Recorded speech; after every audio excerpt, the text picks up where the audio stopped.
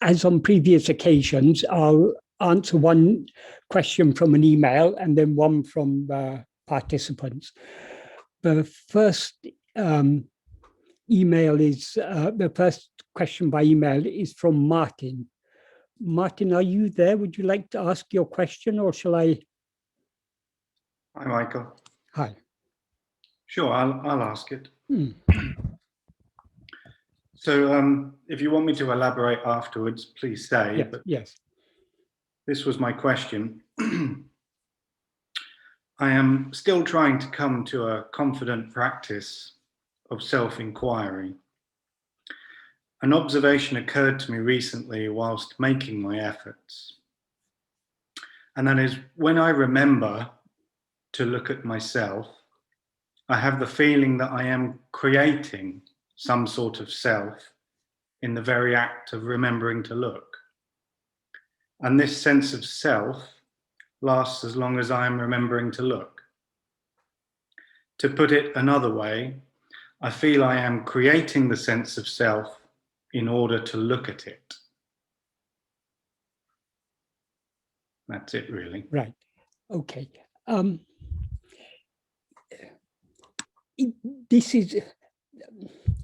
That is, our mind has a natural tendency to objectify things. So when we start on this practice, our inclination is to look for something, but what we are looking for is not an object. It is the subject, or rather it is the reality of the subject. That is what we're actually searching for. So we need to distinguish the subject from all objects.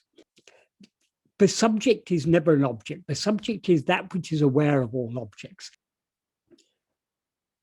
Though we as subject, we identify ourselves with an object, this person, this Martin or Michael, that is a body consisting, well, a body, mind, a bundle of 5 sheaves that we call a person, and we take this person to be ourselves. All these 5 sheaves are actually objects perceived by us. We are just the perceiver of all these things. So what we are looking for when we're investigating ourselves is not any sort of object, not even the subtlest type of object. We're looking for that which is aware of all these objects. There is no need for us to, though it may happen almost unintentionally, we must guard against trying to create a sense of self. That is, who is creating this sense of self? I am. That is the I, but is looking for some self. Is itself what it should be looking for? So it's not anything other than ourselves that we're looking for. It's not anything that appears or disappears. It's that which we are always aware of, that which is the constant background to all our experience. Whatever else we may experience, or even if we experience nothing else, as in sleep, the one thing we are always aware of is I am. So we're trying to go back to that basic awareness. How to do so, we learn by practice. That is, we need to guard against any type of objectification, or, as you put it, creating a sense of self. Anything, but we need to be aware, but anything that appears and disappears, anything that is not constant, is not what we actually are. We are trying to attend to that which is constant. Everything we experience is constantly changing, except one thing. The one constant background to all that we experience is I, the fundamental awareness, I am. That is what we are trying to investigate. But whatever words are said, they're just pointers. We can learn how to do this only by practice. You say, I'm still trying to come to a confident practice. Yes, we do need to be confident of our practice, but that confidence is not something but we can create. It's something that comes with practice. But that is, the more we attend to ourselves, the more blindingly obvious it is. Yes, I am. I am is the one constant.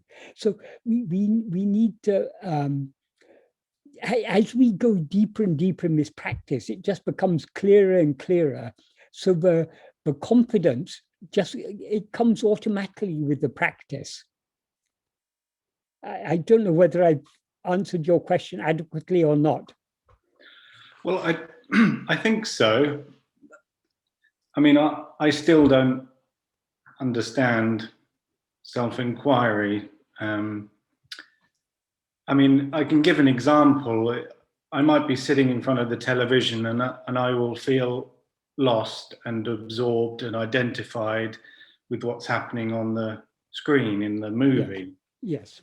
And I have no awareness of self. And then it'll occur to me, you say, I'm here. You have lost yourself.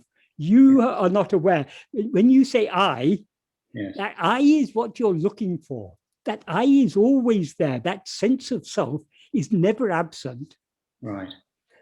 When you're watching a movie on in a cinema, you identify yourself with the characters in that if there'll be some main character in that movie, and you see yourself from the view of that character. That is it's a type of identification is taking place there. That's why the movie seems so real, and you get so caught up in it. Though you know it's a fiction, because of that identification of yourself with that main character, or at least in some sense you're identified with that story, and it's because of that identification that it seems real, even though you know it's not real. You may forget for some time, but it's just a film you're watching. You're so caught up in it. You're so involved in that story. But who is involved in that story? I am. So that sense of self is always there. We may overlook it, but it's always there. Yeah. Just like when we're watching a film, we're overlooking the screen because we're so interested in the story, in the whatever the pictures are depicting. We're so interested in that, but we forget the screen on which it is there. But what are we looking at all the time? We're looking only at the screen. There is never a moment when we're not aware of that screen. It's just we choose not to pay attention to it because we're more interested in what is showing on that screen. In the same way, whatever we're aware of in our life, it all appears upon the screen, upon the ground, upon the foundation of this basic awareness I am, which is always there. Without that basic awareness I am, there couldn't be any awareness of anything. It feels like that I'm going 1 minute of having no self-awareness at all to suddenly realizing I'm here. Yes, but you are self-aware. You're just negligently self-aware. When you suddenly realize I'm here, at that moment you become attentively self-aware. There's another moment similar.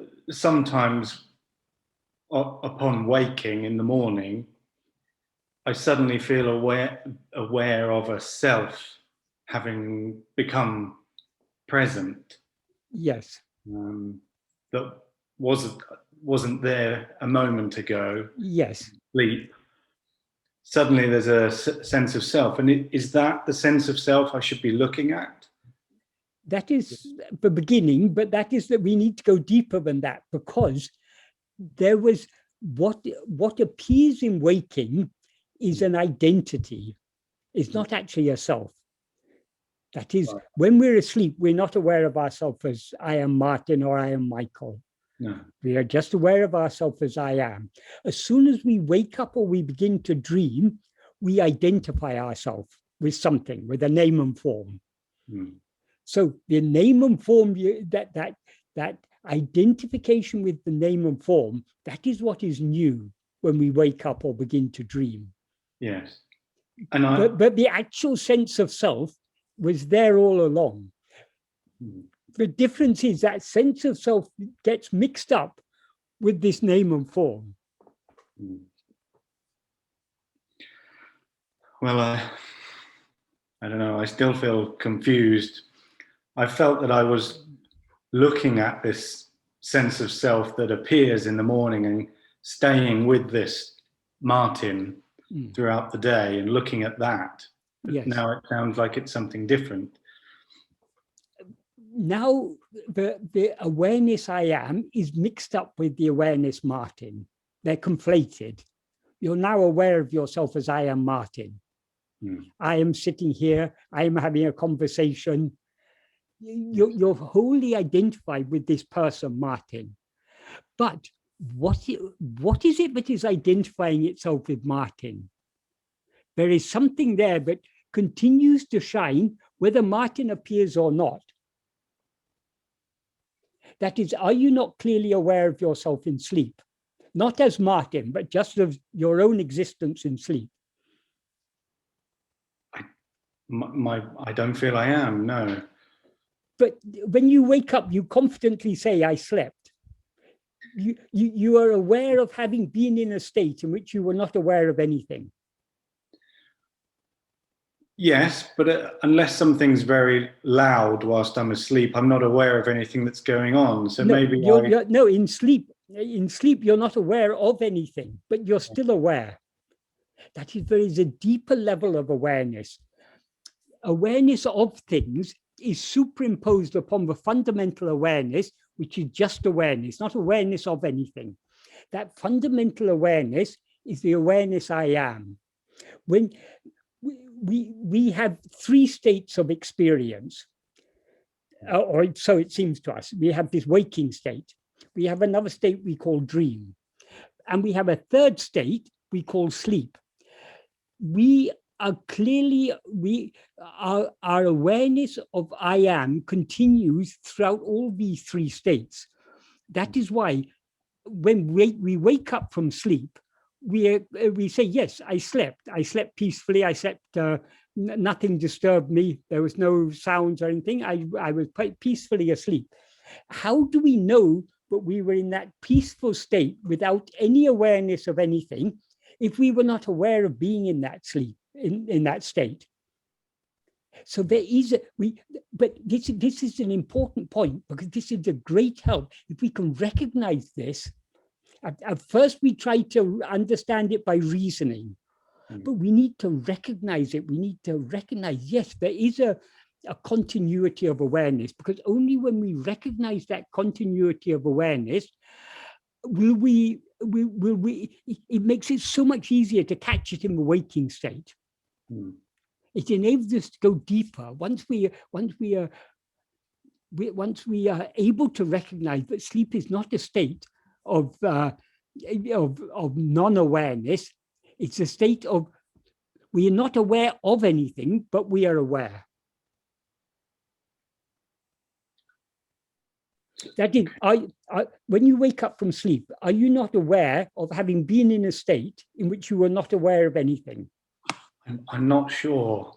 Okay. I know if I've had a good night's sleep. Yes. So there is something continuing. Okay, I'll put it another way. Just suppose, for the sake of argument, that sleep was a state in which there was absolutely no awareness at all. We wouldn't be aware of any gap between consecutive states of waking and dream. So all we'd be aware of is two states, one following on from the other, waking and dream, alternating states of waking and dream, without any break, without any gap between them. Yes. But we are all clearly aware, no, there's a third state, sleep, in which there's neither waking nor dream. How are we aware of that state if we were not aware of being in that state when we were in that state? Yes. That is, in sleep, there's no thought, I am asleep, but there is that fundamental awareness, I am. That is what continues throughout all these. That's why, even though now when we say I was asleep, it's ego saying that. But how is ego able to say so confidently I was asleep when ego itself was absent in sleep? Ego or mind was absent in sleep. But there was a continuity, and that continuity is I am. So the entity that wakes up in the morning, yes, is not what I'm supposed to be looking at. Yes, you can look at that entity. The reason being that that entity is, it has that element. Now we are aware of ego as I. Mm-hmm. So that it is that same I. There's only one I. That is the difference between ego and that pure awareness I am, but existed alone in sleep, is that ego is that same I am mixed with adjuncts. Now you're aware of yourself as I am, but not just I am. You're aware of yourself as I am Martin. Yes. So that which is aware of itself as I am Martin is not other than that pure I am. It is like if you mistake a rope to be a snake. It's the same. What is the way? There's only one thing there. What is the way to see what it actually is? Look at the snake very carefully. If you look at the snake very carefully, then you'll see, oh, it's just a rope. It never was a snake.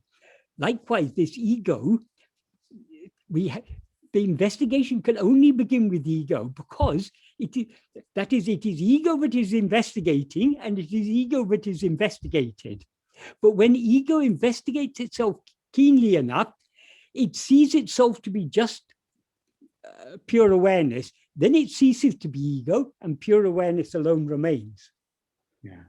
Pure awareness means that mere awareness of our own existence, I am, without any adjunct.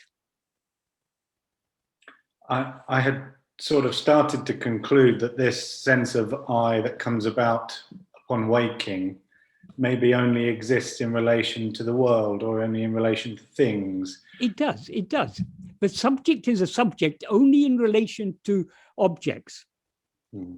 But there is an element of reality in the subject, something that continues whether it is aware of objects or not. That element of reality is that awareness, that fundamental awareness I am. It feels so subtle. I can't sort of. It is subtle, but that's the whole point of it. I mean, that is why it needs to be investigated. We need to develop a subtle power of attention in order to be able to distinguish I am from all the adjuncts with which it's now mixed. Now we don't have a sufficiently keen and subtle power of attention. But how do we gain that keen and subtle power of attention? Just by trying more and more to attend to I. The more we attend to I, the more we're refining our power of attention. Now our attention is accustomed to grasping objects. So as an object grasping attention, it is relatively gross. How to refine it? By trying to grasp that which is aware of all these objects. By trying to grasp ourselves. Okay. This is a process. And the more we try and hold on to that basic awareness I am, the more our power of attention will become pure. One term used is purified. It's purified, it's refined, it's clarified. So the way becomes clearer and clearer as we go deeper and deeper into the practice. How to go deeper into the practice? Only by practicing. We need patience. We need perseverance. So I should continue trying to remain aware of this feeling of self. Yes. Just that basic awareness I am. That's all you need to be aware of. And I can see it's very difficult to disentangle that from. It is difficult, but let's not worry about disentangling now. Let's just attend to this I am. If we attend to I am, the disentangling will happen automatically. Okay. Right. Thank you. So we just, if the only way is to persevere, it's only by practice. Practice makes perfect, as they say. The more we practice, the clearer it becomes. But of course, we have to be wary against objectifying or creating some sort of objective sense of self. What we are looking for is not any objects. It's not anything that appears and disappears. What is constant? What is always here? Yeah. Okay, I'll continue. Right. Thank you. Okay. But a number of hands are raised. Shalini, your hand is raised. Yeah, Michael, I was just thinking about what Martin was saying, and it's something which every single one of us and every human being, I think, faces when we try to go more deeply into whatever it is we are. And I think part of the confusion comes with saying, because we always say, it's absolutely true, it is the awareness I am, but that I am tends to get confused with this individual, which I take to be me when I wake up in the morning, Yes. as Martin was saying. But just thinking about what it is that we're talking about, I think what Martin is saying and what everybody says repeatedly is this, well, what is this method of self-inquiry? What is it? Now, the only thing experientially, which I feel is that if we look at what it is that actually wakes up in the morning, what is happening is that in a sense, it is really our body and our senses which are waking up and grasping. I mean, this whole business about what is the ego, and the ego is this grasping which we do. We tend to think of ourselves as this kind of compact individual, this body and mind, really, right? Yes. That's what's happening. And what is the difference from the state of sleep? Well, as far as I can see, when we do feel, yes, we were there when we were sleeping, when we were fast asleep. And if we're waking up from a dream, there's a sudden switch, from the dream to this sort of waking state. I mean, from one world to another. And one can feel, okay, so this is also something which is fabricated. But in terms of what is really happening, I was just thinking about this because I was feeling very relaxed during the meditation. And there was a certain awareness only and a great relaxation.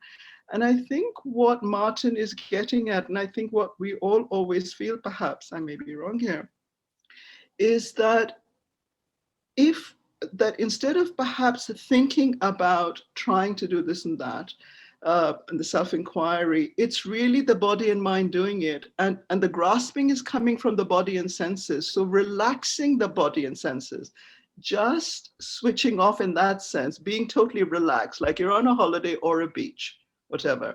If we are relaxed, we become more aware of our body, of our seeing, of our hearing.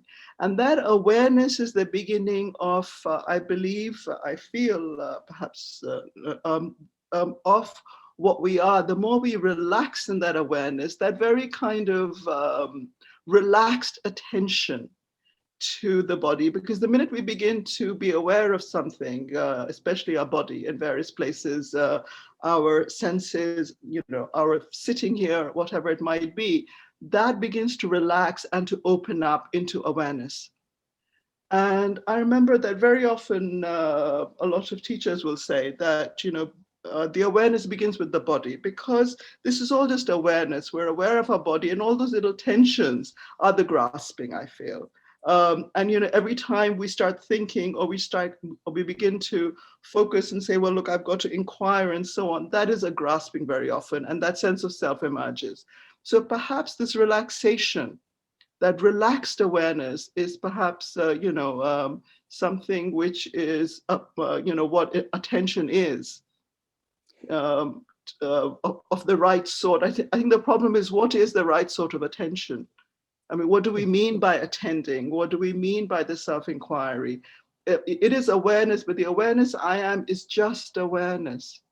that relaxed awareness. I don't know if this is helpful at all, Martin, but I think it was very relevant what you were saying. And then we slowly begin to feel that sense of, when we're totally relaxed in that attention, that sense, it's a bit closer to that slightly more dreamlike, relaxed, sleepy state without becoming too sleepy. But it's okay, even if you become sleepy, it's still just being aware of that sleepiness. That's also fine. But I think just the awareness of that is relaxed awareness.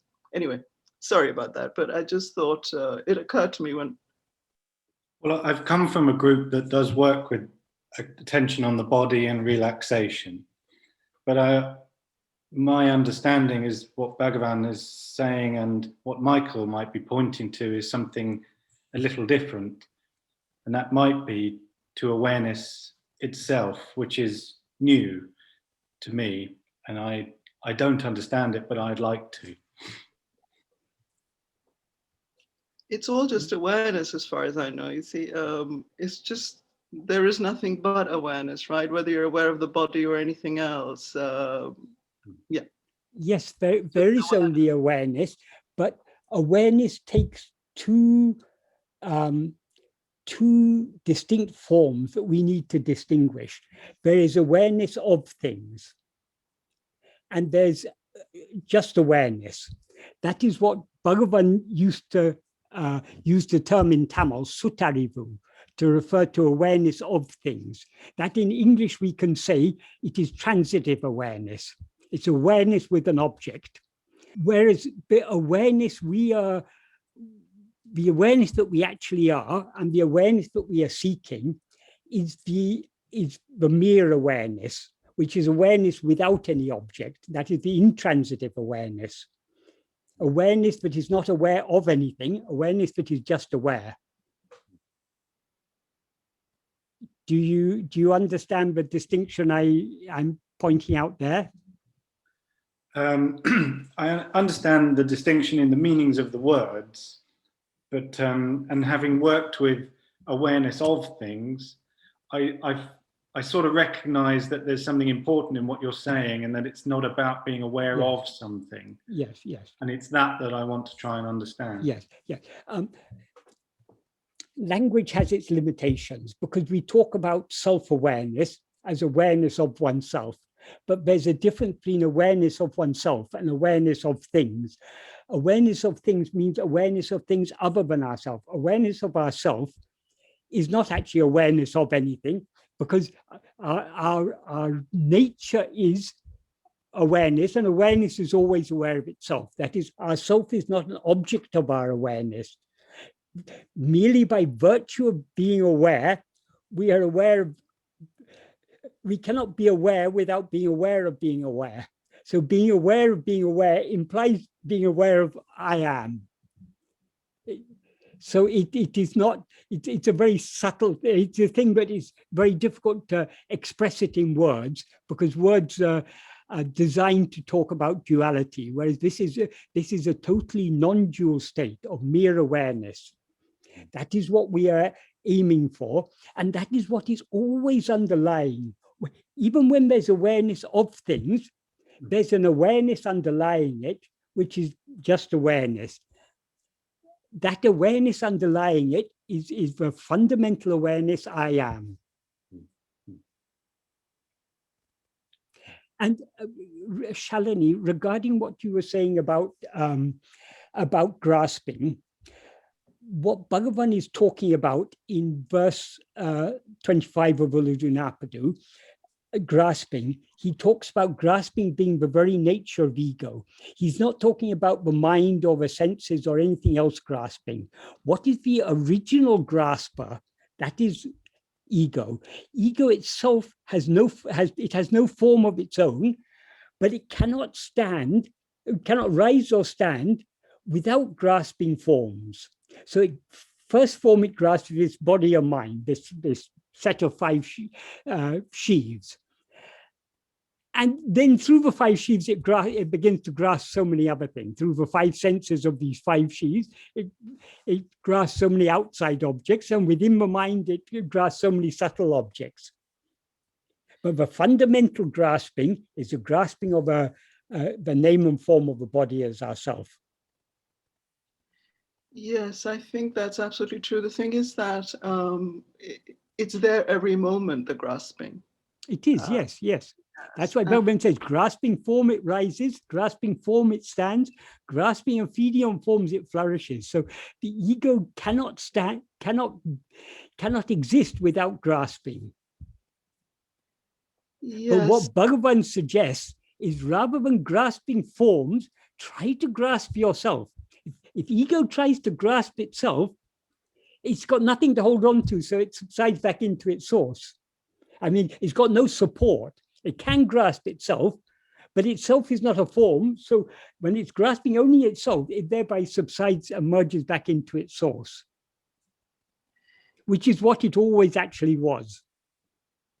So in awareness, whenever we're grasping, which is most of the time, or at least a lot of the time, not necessarily most of the time, there is that sense of solidity, right? That is, yes. you know, all the manifestations of the ego, Yes. that solidity of the body, that solidity of seeing this, feeling this thought, that thought. Yes. And what I was simply, and what Martin is saying is absolutely true. I mean, this is so basic. What you're saying is absolutely profound. That of course, but those bits, those little solidities, which we, you know, which is the ego, those are the objects that we're aware of. Yes. And you know, whether it's a body or something we see or think or whatever it is. And what I simply meant was that simply sort of letting go there, relaxing there in a sense. That's just one way of putting it. Yes. You know, one begins to let go of those objects. That is the dissolution of the objects. Yes. Whenever we let go, we in a sense relax, we open up, we let go. Yeah. And then, you know, there is a kind of a resting in, you know, the beginning of resting in just awareness. Yes. You know, which is a lot of work. Yes. But since the very nature of ego is grasping, how is ego to let go? How is it to cease grasping? Bhagavan says the only way, okay, so sometimes ego just lets go and it subsides into manolaya. That's as in when we fall asleep, we're too tired to continue grasping. We stop grasping and ego subsides into sleep. But that's only manolaya. That's not a solution to our problem. Whereas it subsides in manolaya for a while and then it pops up again. In order to bring about the permanent dissolution of ego, we need to stop grasping other things by grasping ourselves. When we grasp ourselves, that is what brings about the dissolution, the subsidence and dissolution of ego in the clarity of pure awareness. Yeah, so I was just wondering, maybe because we're using the word grasping, Yes. Sort of when we kind of grasp objects, we're sort of making them mind. We think of them as solid, right? We latch onto things. It's this insecurity we tend to have, not being solid and objective. So we're always, you know, oh, this is our daily routine.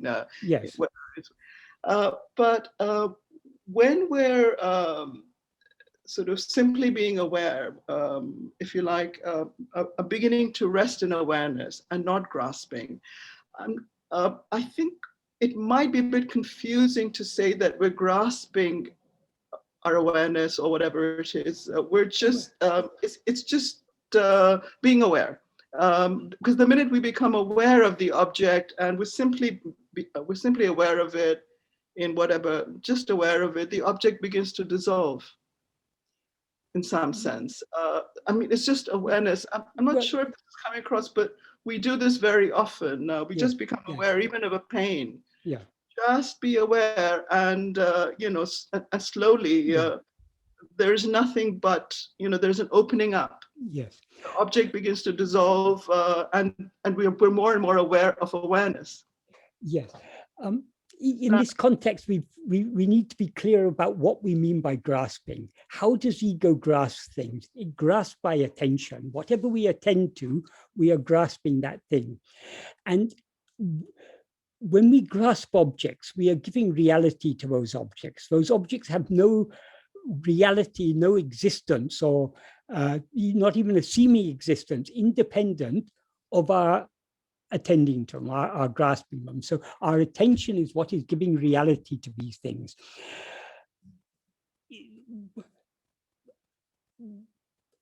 In order to relax back into awareness, as you put it, we need to let go of everything else. But there are two ways of letting go of everything else. There's either we can let go of things. In sleep, we let go of things because of tiredness. In anesthesia, we let go of things because of some drug-induced state. In Nirvikalpa Samadhi, you let go of things by means of pranayama or other yogic techniques. But all those states are states of manolaya. The mind subsides in them, sooner or later it's going to rise again. What the aim of in Bhagavan's teachings is not manolaya, but manonasa.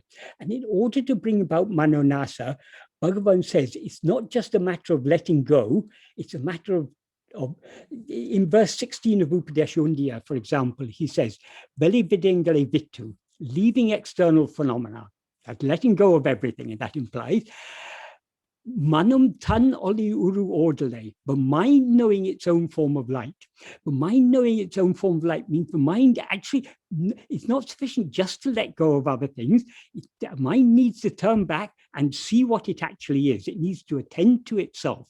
It needs to grasp itself, so to speak. And that is what brings about the final dissolution, the permanent dissolution of mind.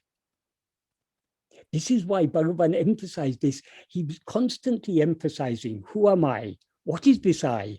That all Bhagavan teachings are directing our attention back to ourselves, away from all other things, but not into a state of mere laya, not into a state of mere quiescence of mind, or dissolution of mind, but to turn back, to face ourselves alone, to hold on to ourselves, to see what we actually are.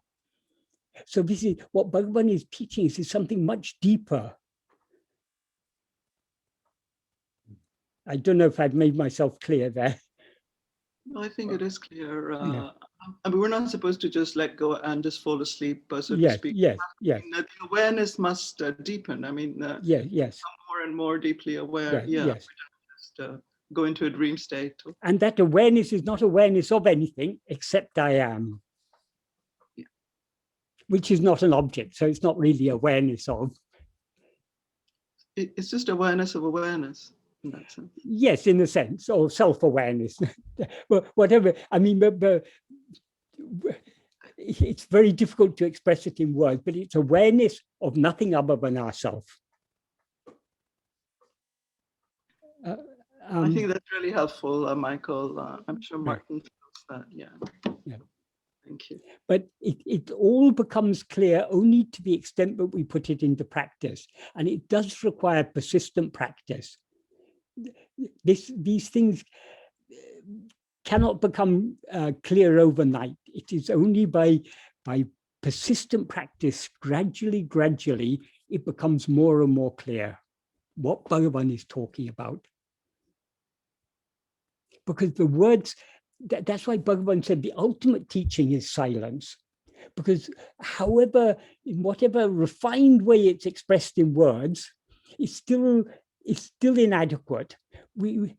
Only if we can grasp it, only if we put it into practice, and then that's why we can continue studying Bhagavan's teaching. Bhagavan has if we're talking about Bhagavan's writings, he's written very, very little, but they're texts that we can continue studying for a lifetime and still be learning from them, because we not merely studying them, studying and practicing them, because the more we practice them, the greater clarity and depth we find in them. Though his words are very, very simple, they're pointing at something very, very deep, and we can recognize what they're pointing at only to the extent to which we've gone deep in the practice. Bala Nagaraju, you've got your hand raised. Would you like to ask? Mr. Michael Guruji, this is Bala from India. Yes. Actually, I would like to ask two questions. One question asked by Mr. Shalini Sinhaji. Yes. That's why actually the thing is the mind always grasping the things which is occurring in the real, it is illusionary world, right? Yes. But whereas the body is ready to do those illusionary things which is as grasped by mind. Yes. Right? But how to control those ones? How to control those ones? And the thing is, while we are in the practice, while we are working in the real, this illusionary world, how to stop those ones? By grasping things and to put in the practice and to do in the experiences. Those two I have to stop. The experience also I have to stop, and to put in the practice also I have to stop. So this is the first question of mine.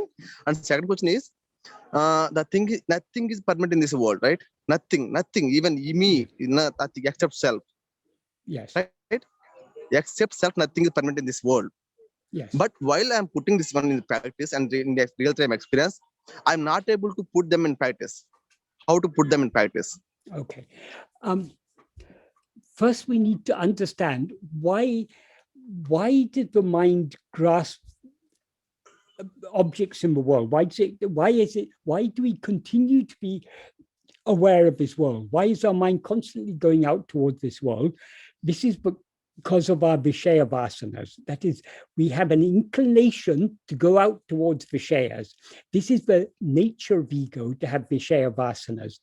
So the aim in Bhagavan's teachings, we are trying to swim against the current, so to speak. The natural flow of the mind is to go outwards. We are trying to redirect the mind to go back within. It requires patient and persistent practice. The more we put into practice what Bhagavan has taught us, this path of self-investigation and self-surrender, the more our Vishaya vasanas get weakened. And the more they get weakened, the less inclination we have to go outwards, and the greater the love to turn within. So this is a gradual process. All we have to do is to persevere in this process. There is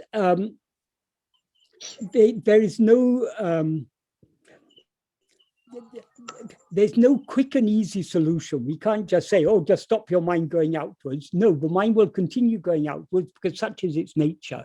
Yes, but how to as we are self, right? Self has the power to stop all those nonsenses which are grasping by senses and which are grasping by mind. We have to try to stop those. Yes, but how? By following this practice Bhagavan has taught us, the inclination to go outwards will get weakened. The more it gets weakened, the less will go out and the more inclined we'll be to turn within. So we just have to persevere in this practice. Yes, when we allow our mind to go outwards, it gets dragged here and there by its vasanas and everything. We've got to slowly curb this mind, bring it back to its source. We can do this by both, not only at times of meditation, even at other times, we need to each and every time I'm doing the same thing. What you said, Mr. Michael Guruji, I'm doing everything like you. What you said just now, you just get the mind back, get the mind every time it goes by outside. Nah, I'm doing every time, but it's going outside again. I'm trying a lot to do that one, but I fail every time. I fail. Let the mind go out as many times as it wants. You bring it back again. That's all you have to do. If Bhagavan has said, if you persevere in this practice, you will certainly succeed. This entire birth will be wasted, na? If I fail in that one until my death, my entire birth will be wasted if we didn't get the mind back. Not at all. Bhagavan has said, every step you take in this path, not even a single step taken in this path will go to waste. So every effort you make to turn your mind within, you're getting one step closer to your goal. It may seem to you that you're making no progress. You're still struggling. I've been doing this now for more than 40 years. I'm still struggling. My mind is still going outward. It is the nature of the mind. All we have to do is to persevere. And we may not even be able to perceive it, but the Vishaya vasanas will definitely get weakened. The more we persevere in this practice, the weaker the Vishaya vasanas will become. It may seem to us that they're not becoming weaker, but that is because as we persevere, as the Vishaya vasanas get weakened, our mind gets purified. So we become more and more clearly aware of how strong the Vishaya vasanas are. Though they're getting weakened, it seems they're getting stronger. Why do they seem to be getting stronger? Because our mind is being purified, and thereby we can see what strength they have. But if we continue persevering, they will slowly be getting weaker. So that's all. Bhagavan said the key is perseverance. Nobody has ever succeeded in this path without perseverance.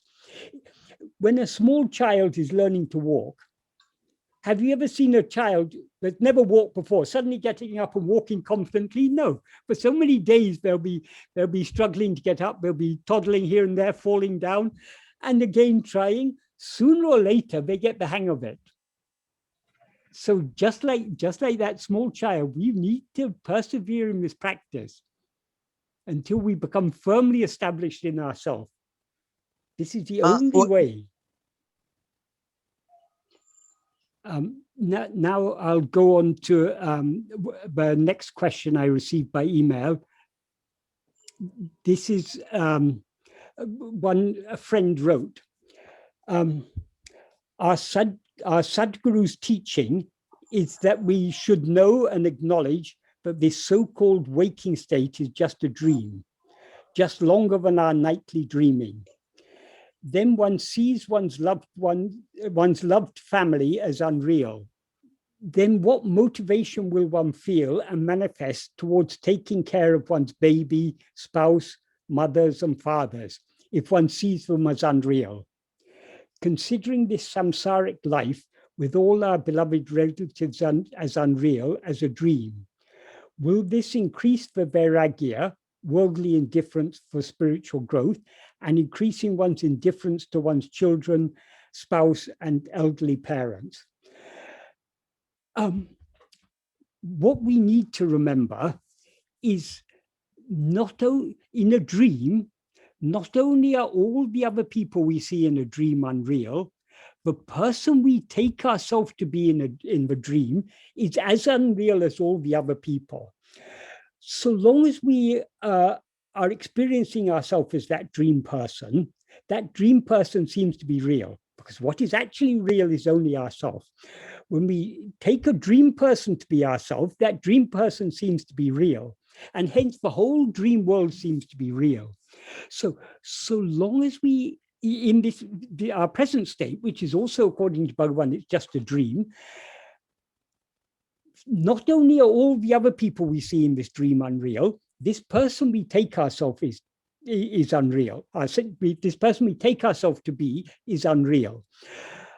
But so long as we are allowing our attention to go outwards, this person seems to be I.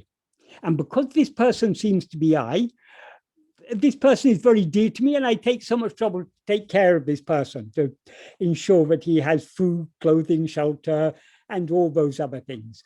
So when this person is so important to me, because he seems to be real, all the other people should be equally important because they seem to be real. So there is no contradiction. When our mind is going outwards, we have to act in this world as if it's all real, as if all the people are real. But why is there no contradiction in this? Because who is acting in this world? It is not actually we who are acting in this world. It's this body and mind that we take to be ourselves that are acting. Since this body and mind are no more real than any of the people it sees, it should treat those people, that is, we should act in this world as if it's real, because what is acting in this world is itself a part of this world. What we need to do is not detach ourselves from our loved ones, our parents and our spouse and our children and everything. We need to detach ourselves from the person we mistake ourselves to be. If we detach ourselves from this person, automatically we detach ourselves from all the other people. But so long as we are attached to this person, thinking we can just discard all the other people, we haven't understood what Bhagavan is teaching us. That is, so long as we are concerned at all about this person, we should be equally concerned about other people. This is why ahimsa is such an important principle. Just like I care so much about my life, I care so much about my comfort. That my here means this body and mind.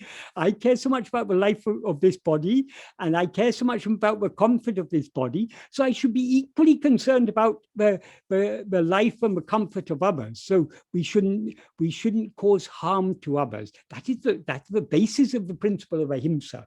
That is all very important so long as our mind is going outwards. But as Bhagavan said, this is all a dream. So we see so much suffering in this dream. We see people suffering in so many ways. How can we alleviate all the suffering we see in this world? If you see suffering in a dream, if you see a famine or a war in your dream, how can you save all the people in your dream? Very simple. Wake up. If you wake up, the dream comes to an end and all those dream people come to an end. That should be our aim. Just to wake up from this dream. In order to wake up from this dream, we need to turn our mind back within to face ourselves alone. So, why Bhagavan taught us this world is just a mere dream, is in order to make it, in order to help us in our efforts to turn our mind within. None of this is real. We shouldn't be concerned about these things. What is real is only I am. So to encourage us to turn within and cling only to I am, Bhagavan taught us that this world is unreal. It's a mere dream. He didn't teach us this in order to behave in this dream as if it's, because so long as we have that sense of I am behaving in this dream, I have renounced everything. I've renounced my wife. I've renounced my children. I've renounced my parents. I go and sit in a cave or something. You're still taking the dream to be real because you're still saying, I have renounced. I am now sitting in a cave. I am meditating. You're taking the whole thing to be real. So if we want to detach ourselves from this dream, the only way is to turn within. There's no point turning outwards and acting as if we've renounced. It's very easy. We can take sannyasa, we can wear orange clothes. But Bhagavan said, what is the use of merely changing your garment so long as the attachments are there in the mind? Bhagavan said, the householder who doesn't feel I am a householder is a better sannyasi than the sannyasi who feels I am a sannyasi.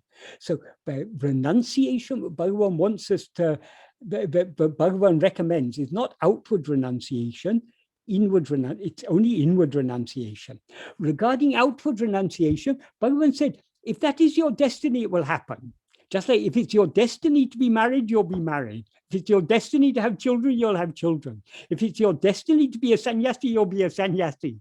That's all outward. That's all governed by prarabdha. What we need to renounce is that outward going tendency of our mind, that inclination to go outwards. That is what we need to renounce.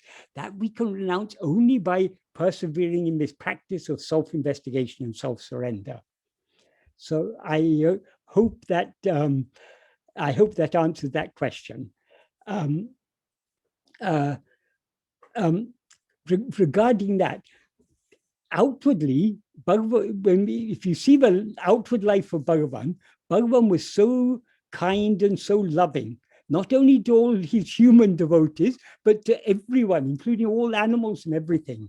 So Bhagavan exemplified in his life how we should live in this world, being kind and considerate to all, not having any likes or dislikes, not having any favoritism or anything, treating all equally, and to be when people used to come to Bhagavan and tell their woes, Bhagavan would listen very, very peacefully. Very, very, very, very attentively. And sometimes, if people had faced particular calamities in their life and they came to Bhagavan with some great calamity, Bhagavan would even sometimes shed tears because because he had so much love and compassion for all. So that is how we should live our outward life in the world. But in order to cultivate that the otherless love that Bhagavan had, we need to follow in the path that Bhagavan has shown us, which is the path he followed, which is the path of turning our attention within. So I hope that adequately answers that question. Suzanne, would you like to ask your question? Yes. Hello, Michael. Can you Hello. hear me? Yes, yes. Hi. Yes. Just following on actually from what Martin was saying. Yes. When he was talking, I remember in the meetings in Hampstead last year, you would often ask us, can you deny that you exist, to help us to get to that feeling of I am? Yes. And I found that really helpful. So I often ask myself that, can I deny that I exist, just to get back to that fundamental sense of I am? Yes. And the second thing is, which I just wanted to share, which I hope might be helpful, was this constant reminder of viveka, vairagya, abhyasa, constant discrimination between the real and the unreal, dispassion towards the unreal, and constant practice, like you're saying. And it's not for the outside world, like you've just talked about. It's for that very egoic sense of self. Yeah. So I just wanted to share that. Yeah. Yes. Yes. Yes. Both those are good points. Another thing, not only can we deny that we exist, can we deny that we are aware? Actually, our existence and our awareness are one and the same thing. But it seems to us, awareness seems to us to be something different to existence, but actually they are one and the same thing.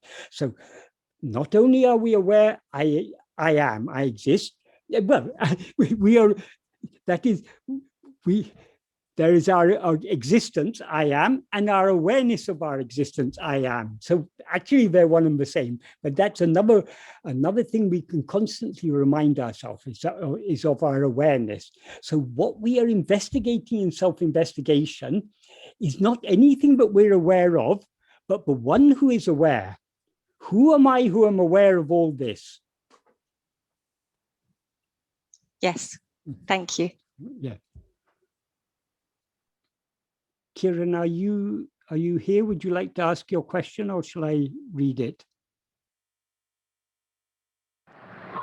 Michael, I'm here, but I'm actually I'm not in front of the computer. Okay. I will read your question, and you can add anything if you want to. You've written several paragraphs, so I'll go paragraph by paragraph to answer your questions. You begin by saying, my question is on ego's existence. It is clear from Bhagavan's teaching that ego comes into existence by grasping a form. It sustains by clinging to it. Leaving one form, it grasps another form, thereby having a continued existence. In relation to this, is there a form prior to ego? That's one question. Only if that is the case, does ego come into existence by clinging to it, right? Another question. If we say that there is no form prior to ego, and ego comes into existence and projects the form simultaneously out of itself to cling to and sustain itself, then the question arises, what is the cause for ego? I understand the analogy about ego being compared to the son of a barren woman. However, it does not sink in because I still take myself to be the ego now. What Bhagavan says in verse 25 of Uḷḷadu Nāṛpadu, which is what you're referring to here, he doesn't say ego comes into existence by grasping form. He says, grasping form, it comes into existence. Grasping form, it stands. Grasping and feeding on form, it flourishes abundantly. So by is not actually there.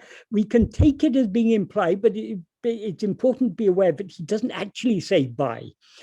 What he means by this, he's not actually explaining how ego comes into existence. He's explaining the nature of ego.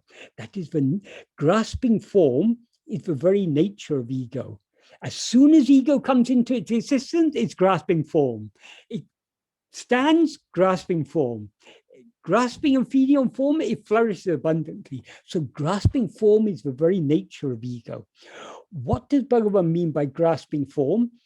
Ego grasps for ego. In the same verse, he describes ego as a formless phantom. So ego has no form of its own, but it seems to exist by it's only when it grasps form that it seems to exist.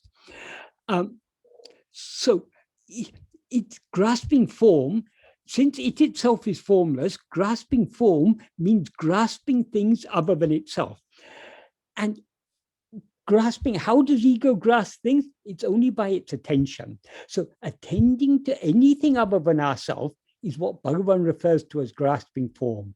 This is the very nature of ego. Ego is always going outwards, always attending to things other than itself. So what is the means to eradicate ego? Bhagavan says, instead of grasping form, try to grasp yourself. That's why he says in the same verse, if sought, it takes flight. That is, if ego investigates itself, if it, instead of allowing its attention to go out towards form, if it turns its attention back within to face itself alone, if it tries to grasp itself, if it tries to see, what am I, who am I? That's what he means by if sought. If it investigates what it is, autem piticum, it will take flight. It'll run away. That literally means. When he says it will run away, that's a metaphorical way of saying it will subside and dissolve back into its source. So ego cannot come into existence, stand or flourish without grasping form, but that doesn't mean that forms exist there prior to ego. Because in the very next verse, he says, if ego comes into existence, everything comes into existence. If ego doesn't exist, everything doesn't exist. Everything there means all forms, all phenomena, everything other than itself. So all phenomena depend for their semi-existence upon the semi-existence of ego. Why? Because they appear only in the view of ego. It's only in the view of ego that all these things seem to be there. In waking and dream, we rise as ego. Consequently, we're aware of so many other things. In sleep, we don't rise as ego. Consequently, we're aware of nothing other than ourselves. So no forms exist prior to ego coming into existence. As soon as ego comes into existence, it projects forms and grasps them. The first form it projects is the form of a body, which it takes to be itself. And then through the five senses of that body, it then projects this whole universe. So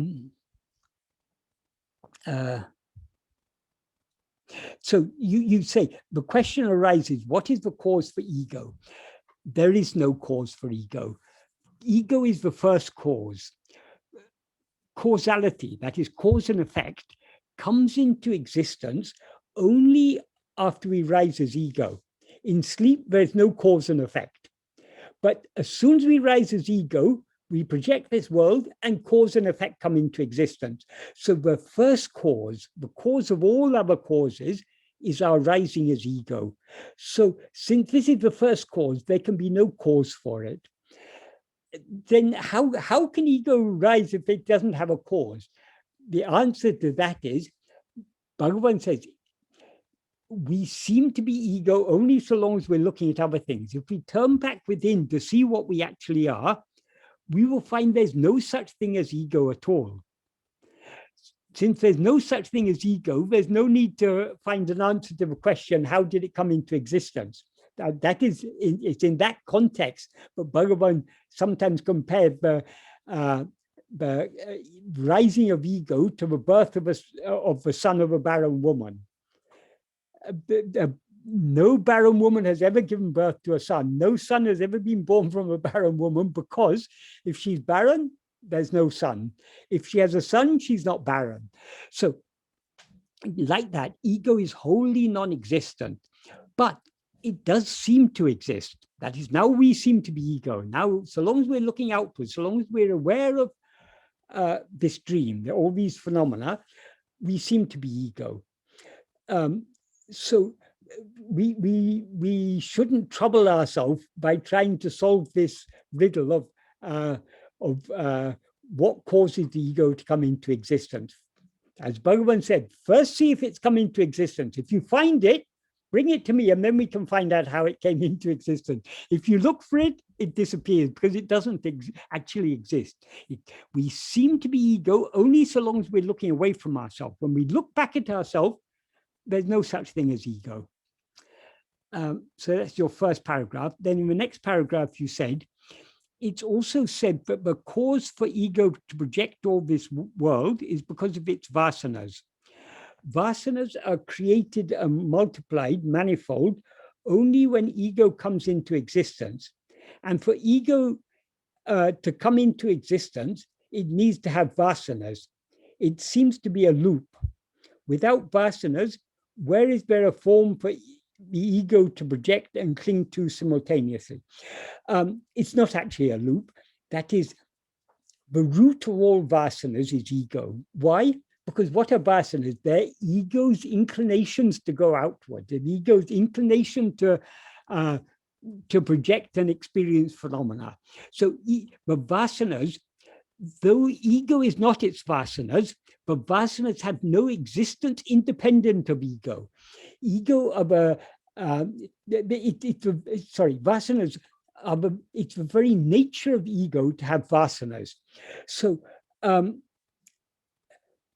this is why, though it is generally said in older texts that how our rising from sleep is explained, it is said in sleep, vasanas remain in seed form as the causal body, and that causes us to wake up.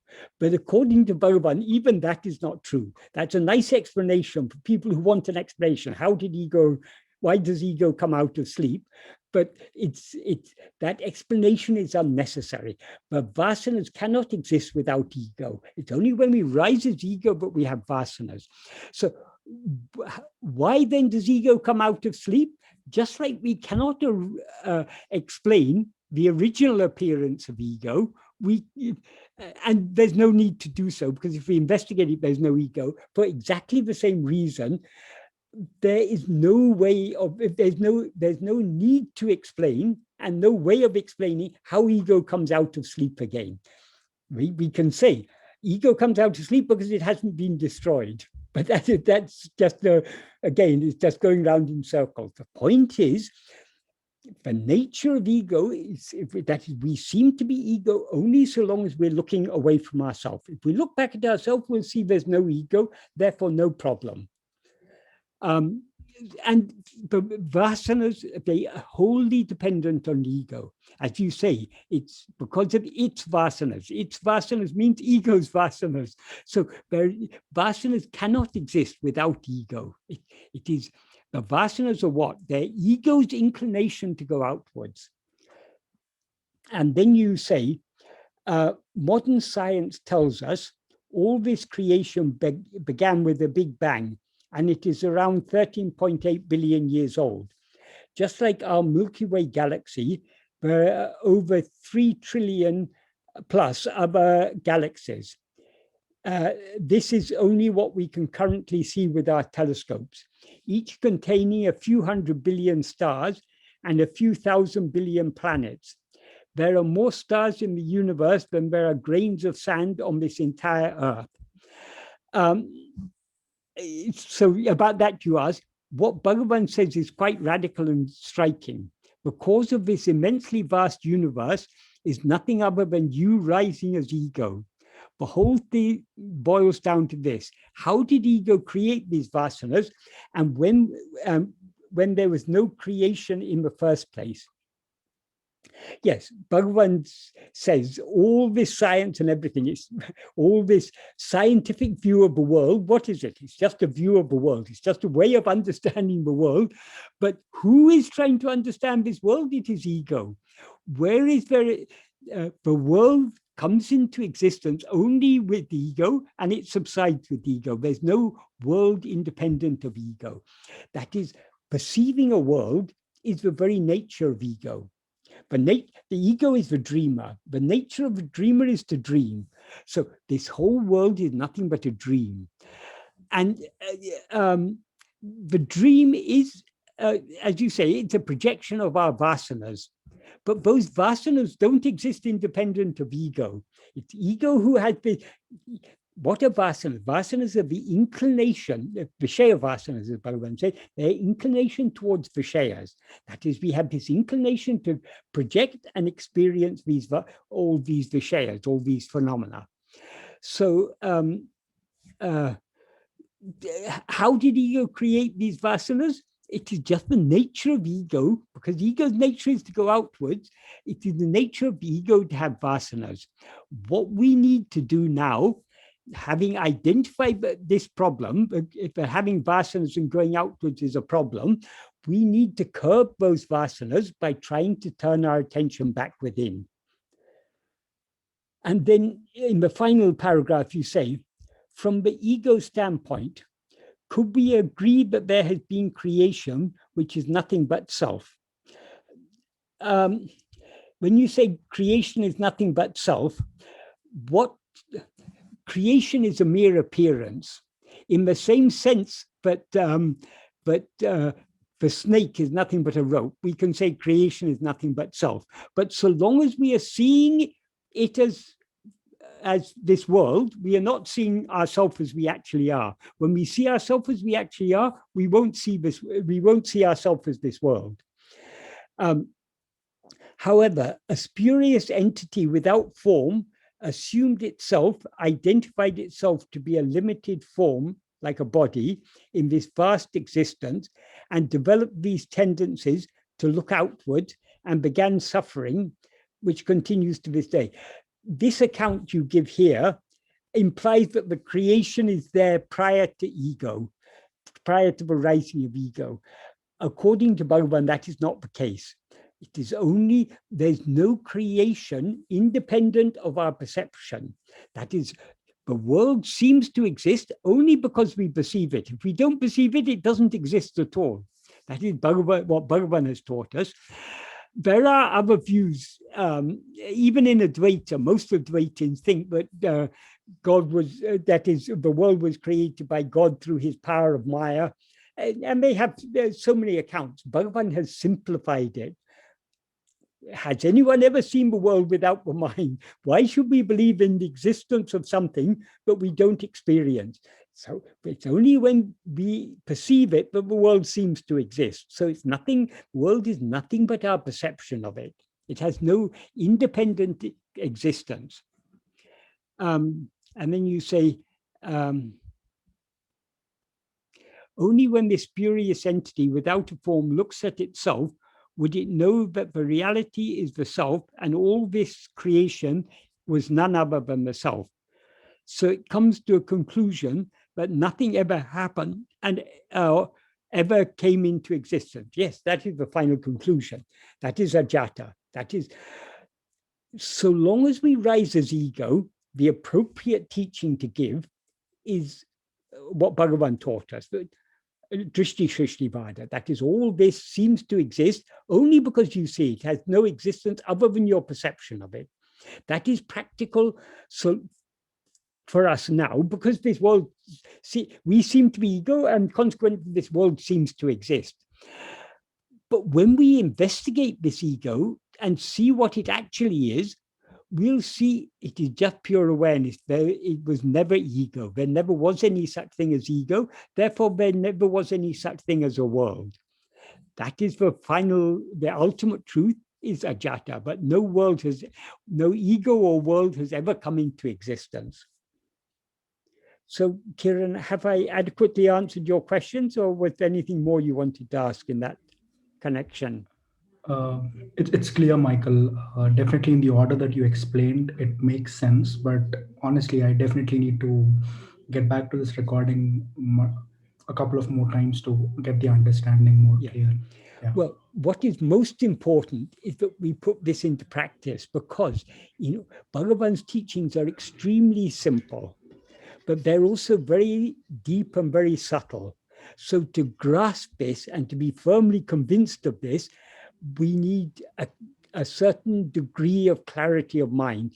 That clarity of mind we gain to the extent that we put this into practice. That is, the more we put this into practice, the greater the degree of inner clarity we will gain. We're not actually gaining the clarity. Clarity is our own real nature, but the confusion that tends to cloud the inner clarity, that confusion is nothing but our vasanas. As those vasanas get weakened, we experience greater degree of clarity, and therefore all these things become clearer and clearer. The deeper we go in Bhagavan's teaching, the clearer and simpler we will find them to be. Sure, Michael, definitely. I'll do that. Thank you so much for answering all those questions patiently. Thank you, Michael.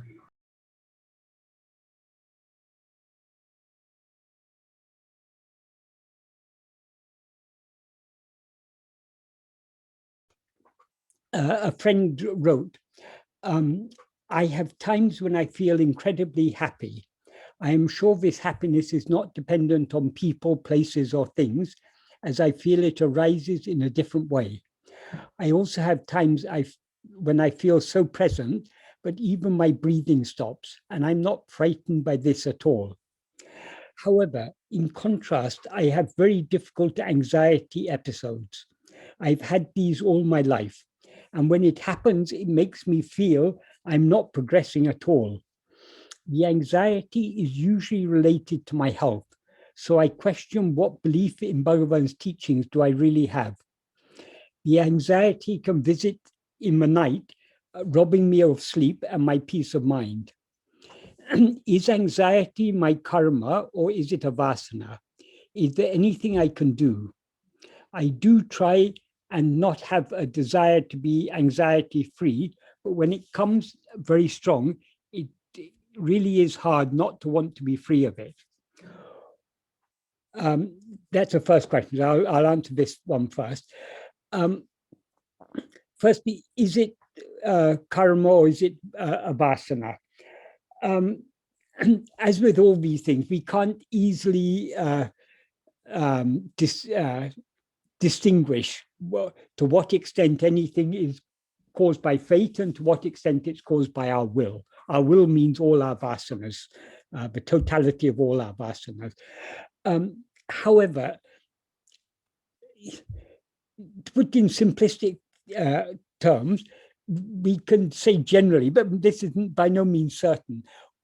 Well, whatever triggers the anxiety, the things that happen outside, if there are any external triggers, those are most probably prarabdha. However, the tendency to have to feel anxious, to get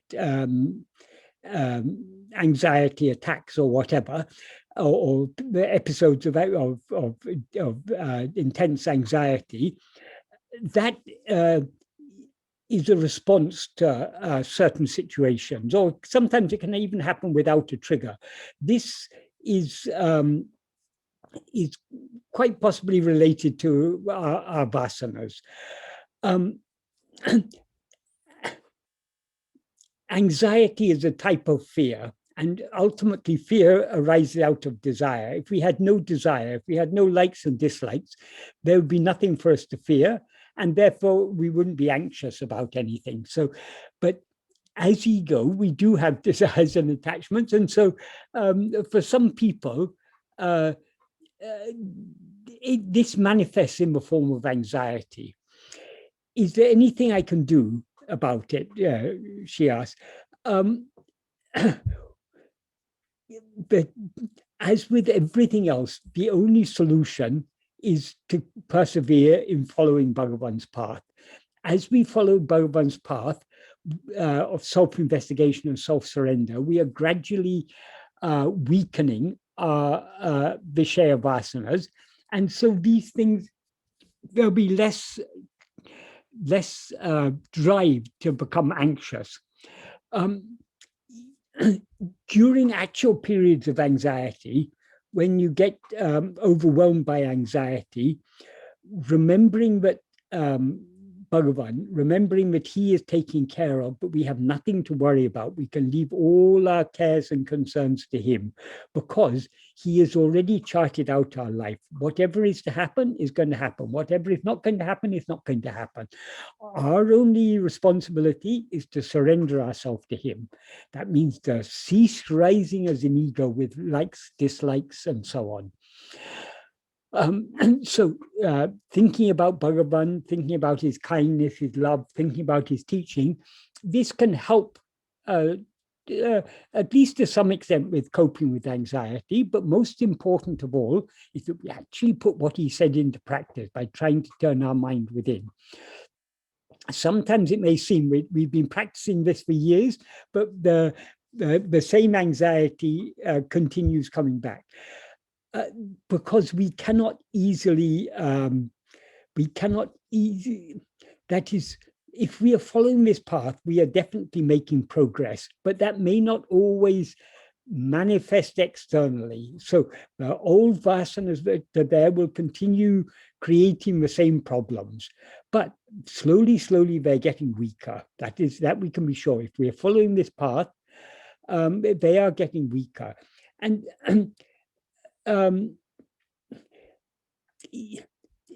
obviously, anxiety is a difficult thing to live with, but if that is for some reason, whether due to our vasanas or due to our prarabdha, if we do often get anxiety attacks or such things, all we can do is just leave it to Bhagavan. Bhagavan, I'm in this anxious condition, but you alone can protect me. I can't protect myself. So just through prayer, through surrender, through self-investigation, we just have to manage these things, cope with them as best we can, taking it all to be these are all opportunities for us to go deeper in our practice of self-investigation and self-surrender. I think that's all that really can be said about it. Oh, about this, I do try and not have a desire to be anxiety-free, but when it comes very strong, it's really hard not to want to be free of it. I think there's no anxiety arises when the mind is going outwards, and having a desire not to be in such a state where the mind is going outwards is not at all incompatible with the path we're following. Ultimately, we need to be what we need to desire is not just to be free of anxiety, but free of the one who has anxiety. That is, who is experiencing this anxiety? It is only ego. So our whole aim is to be free of ego. And for some of us, it may we may experience anxiety, or so many. Each one of us will have different types of experience. But the root of whatever problem we face, it's all come back to ego. So we need to. Our aim is to be free of this ego, and we can be free of this ego by following Bhagavan's path of self-investigation and self-surrender. I'm not sure whether that's an adequate answer, but that's all really that can be said about it. Then in the next paragraph, she asked, and also in addition, I know this is a very childish question, but I'm just curious about it. When we rise as ego in another body, will this world be like this one? I mean, will we have green trees and blue skies and oceans and generally look like we do? Or may we rise again in a world with pink trees and a body that doesn't resemble bodies of this world? I heard you saying recently that the world is not a continuation, so we may in our next body be in the Middle Ages or something like that. The thing to understand, according to Bhagavan, our whole life is just a dream. So in my next dream, will trees still be green or will sky still be blue? Let's wait for if the next dream comes, we'll see then. That is, it seems quite probable that future dreams will be similar in at least some respects to our present dream. But since it's all a dream, we need not be concerned about this. Whatever state we're in, we need to be, who is it who's experiencing this? Whether the trees are green or pink or blue or whatever, doesn't matter. Who is experiencing this? Who is experiencing any phenomena whatsoever? That is what we need to investigate. And thereby, by turning our attention within, we need to surrender ourselves completely to Bhagavan.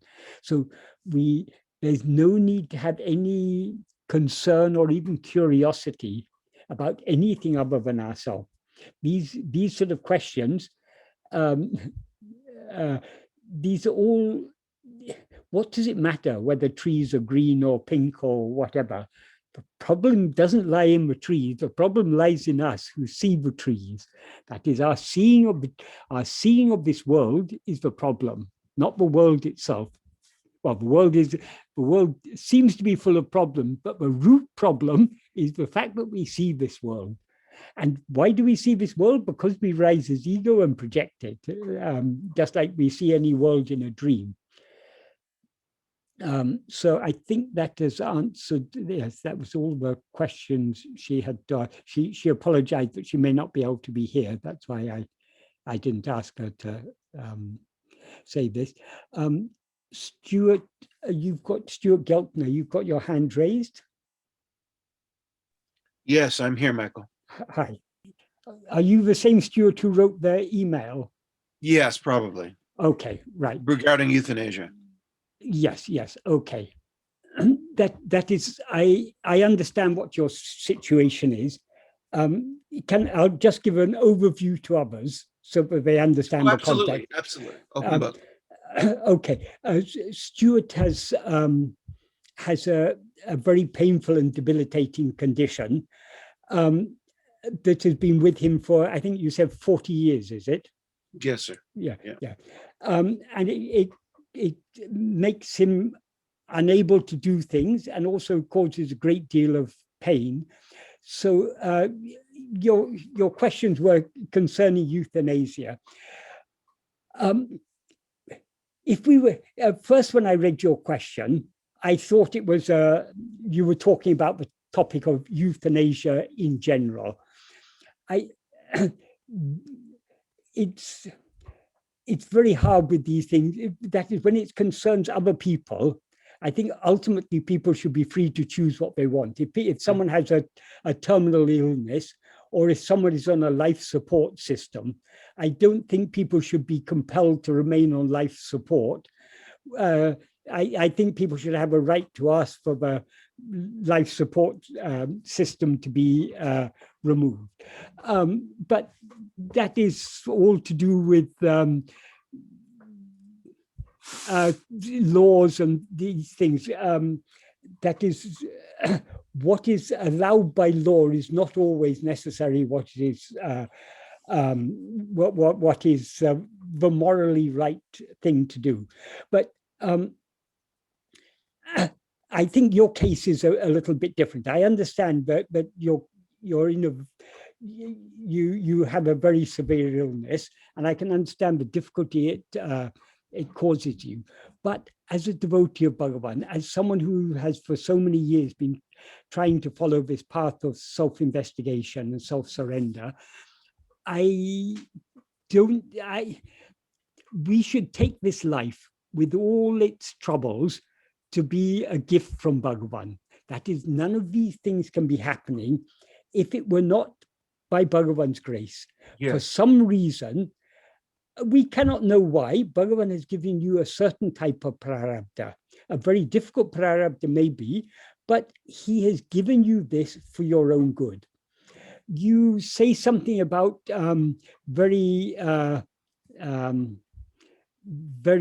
you refer to some story and say something about a very difficult something you said, very complex karma.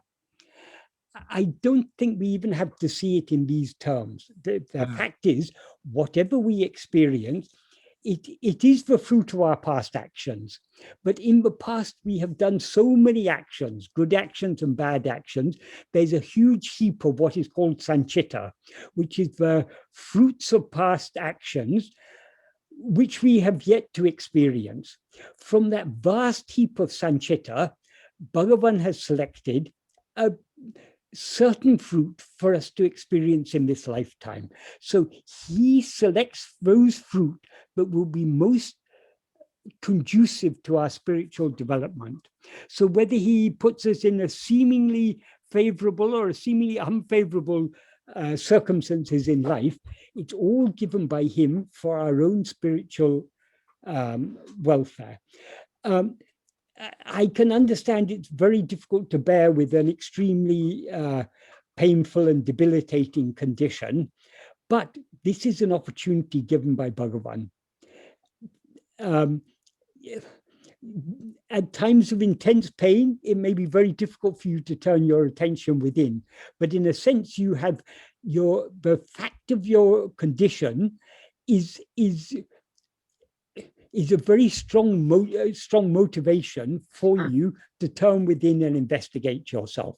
And whenever you're in such pain that you feel you're not able to hold on to that fundamental awareness I am, and your mind is being is forcibly drawn out towards that pain and everything, Bhagavan has taught one path and one path alone, but he presented it as two paths. They're not really two paths, but they're two ways of understanding the same path. One is self-investigation, the other is self-surrender. When we face difficulties, when we feel our difficulties are impeding our ability to turn within, the clues he gave us on self-surrender are very, very helpful at that stage. So we need to make the most use of both the clues that he gave us for self-investigation and the clues that he gave us for self-surrender. When our mind is going outward for one reason or another, the self-surrender clues are particularly helpful, and that will help us to restore our self-attentiveness. In other words, to turn our mind back within. So you've had this condition for 40 years. This cannot go on forever. Everything is limited. So we none of us know how much longer we're destined to live. We may live for another 1 year, 2 years, 10 years, 20 years, 30 years, 40 years. None of us are likely to live much beyond 100. So it's all going to come to an end sooner or later. Now, we don't know what the future holds, but now in the present moment, you have this opportunity given by Bhagavan. Take this opportunity, make the most of this opportunity. Try your best to turn within. Try your best to surrender yourself. If you need to take painkillers, if sometimes it seems to be helpful to distract your mind by reading or by, you said that you referred to watching movies and things, that's okay, in moderation. But we should remember what is the main purpose, why we are actually here. We are here in order to practice self-investigation and self-surrender, to weaken the outward going inclinations of our mind and strengthening the love to turn within. So we just have to persevere. Bhagavan knows how much we can bear, and he won't give us more than we can bear. So the fact that he's given you such a difficult condition in which to do your sadhana, your spiritual practice, you can take that as a good sign. Bhagavan is making things difficult for you in order to make it easy, in order to increase your motivation. So whatever it is, whatever happens, nothing happens except by his will. And whatever happens by his will is only what is good for us. I don't know whether that helps at all. It does help, actually. It's moving, actually. And it's good to be reminded that Bhagavan has chosen this path for me only for my own well-being. That does help. Yes. And then I wonder if you could say a little bit more. Yeah, I'm not constantly distracting. I'm definitely. Yes. Yeah, it's just we all get distracted. That is the nature of the mind. I still right. I still do the inquiry while I'm, I still ask myself, who is it who's watching this TV show? Who is it who's listening to music? Who is it who's, could you say more? Oh, sorry, did I interrupt? No, I was just going to say one more thing. You ask first and I can say afterwards. Okay, sure, thanks. You said there are two paths and they appear different. One is the inquiry and one is self-surrender. So could you say more about the self-surrender in this case, or is that what you're essentially saying? Self-surrender is different to self-inquiry in a certain sense. That is, self-surrender begins with on the path of bhakti. And it can begin even before self-investigation begins. That is, when a person develops love for God, I'm not talking about the Kamiya Bhakti, but that there are most people who worship God, who go to temples and churches and mosques and synagogues or whatever. They have certain, they are worshipping God for what they think they can get from God. They expect God to take care of them and to give them health, wealth, and look after their family and all these things. So they pray to God for these things. That is not actually love for God. That is love for what we think we can get from God. But over the course of time, love matures. And people who initially, who started, I mean, all of us, we all started off in that state. And then we came to the stage where we began to recognize that the giver is greater than the gifts. That is, the giver is God. So he must be, he who is giving us all these things, isn't he greater than all these things he is giving us? So slowly, our love matures from being love for what we can get from God to love for God for the sake of God. I mean, actual love for God for his own sake. As our love for him increases, the sign of true love, if you love someone, the sign of truly loving someone is not, if you truly love someone, you don't think about what you can get from that person, you think about what you can give to that person. So if you truly love a person, you'll be trying to give to that person, you're trying to be kind to them, support them, and do whatever you can for them. Likewise with God, it's not, we should stop thinking about what we can get from God, but what we can give to God. And ultimately, we need to give ourselves to God. But when we want to develop our love for God, what stands between us and God, the first thing that becomes clear is our desires. Yes, I love God, but I still have desire for this and for that. That's why I've always been asking God for these things. So I need to give up my desires. Whatever happens, that is God's will. Whatever is God's will is for my good. So surrender begins with trying to surrender our will to the will of God, to accept what happens. Whatever happens, nothing can happen. He is all-knowing, all-loving, and all-powerful. Since he is all-knowing, nothing can happen without his knowledge. Since he is all-powerful, nothing can happen without his consent. And since he is all-loving, nothing can happen that is not good for all concerned. So whatever may be happening to me is happening by his will for my good. Instead, Bhagavan often used to say, when people talked about prarabdha, he said, whether you call it prarabdha or you call it God's will, it's the same thing. But it's more useful to think of it as God's will. Okay, whatever has happened, it is the fruits of my past actions. But why am I experiencing these particular fruit now? Because this is what God has selected for me for my good. So it's better to think in terms of his will rather than prarabdha. It's more useful in generally, particularly on the path of surrender. So whatever is happening, it's happening by his will for my good.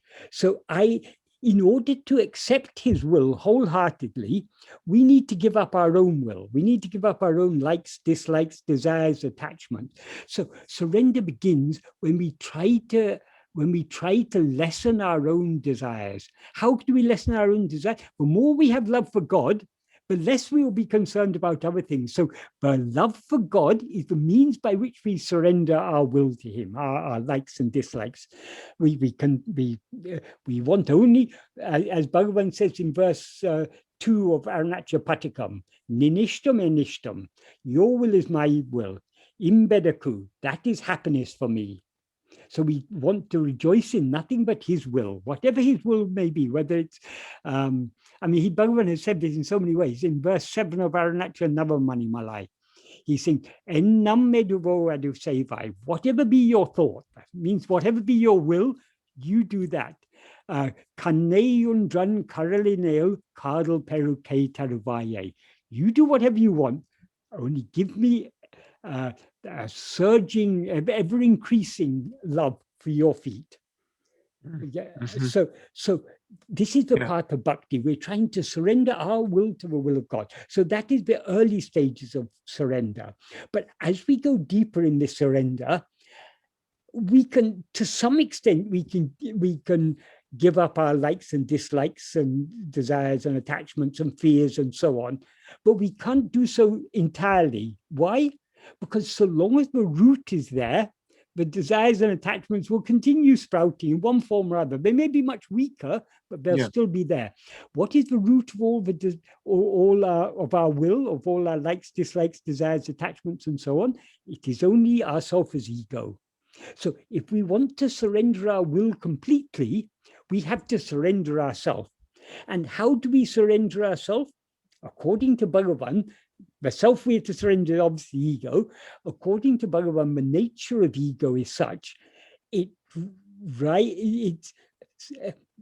always grasping things other than itself. So long as it's grasping things, it comes into existence grasping things other than itself. It stands grasping things other than itself, grasping and feeding on other things, it flourishes abundantly. He says in verse 25 of Uḷḷadu Nāṛpadu, leaving one thing, it grasps another thing. But if sought, it takes flight. What this means is the nature of ego is such, so long as we are attending to things other than ourselves, we are nourishing and sustaining ego. In order to eradicate ego, we need to withdraw our attention from all other things and turn it on ourselves. That is why in the 13th paragraph of Nāṉ Ār, Bhagavan, in the first sentence of the 13th paragraph, Bhagavan defines what is giving oneself to God. In other words, what is surrender? Now, this is not just surrender of our will. It implies surrender of our will, but it's giving ourself to God. What he says here, the main clause of the sentence is Atmanishta Paranai Irupde Tane Isanuku Alipadam. That means Atmanishta Param means one who is firmly established as oneself. So being as one who is firmly established as oneself alone is giving oneself to God. That is the main clause. So how do we remain Atmanishta Paran? How do we remain firmly established as ourself? That is what he explains in the first clause, in the beginning clause of the sentence. What he says is, Atma chintane tabira, vera chintane kalambavadaku, satram idam kodamo. That means not giving the slightest room to the rising of any other thought except Atma-chintana. Atma-chintana literally means thought of oneself, but it implies being self-attentive. So and the implication of this clause is being so keenly self-attentive that we thereby give no room to the rising of any other thoughts. That is, other thoughts rise only when we attend to them. If we are attending only to ourselves, we are not giving the slightest room to the rising of any other thoughts. So the implication is it's only by being keenly self-attentive that we can give ourselves to God. In other words, what is self-surrender? This is, and I'm not talking just about surrender of our will, but how do we surrender ourselves? It's only by means of self-investigation. Yes. So ultimately, they're one and the same path, but initially, surrender begins with surrendering our will. So being willing to accept, but whatever happens, however painful our life may be, however difficult it may be, whatever difficulties we may face, accepting all those things as his sweet will, given to us for our own good, is an essential part of the path of surrender. And without surrender, we cannot investigate ourselves. In another place, in verse 26 of Uḷḷadu Nāṛpadu, Bhagavan says, if ego comes into existence, everything comes into existence.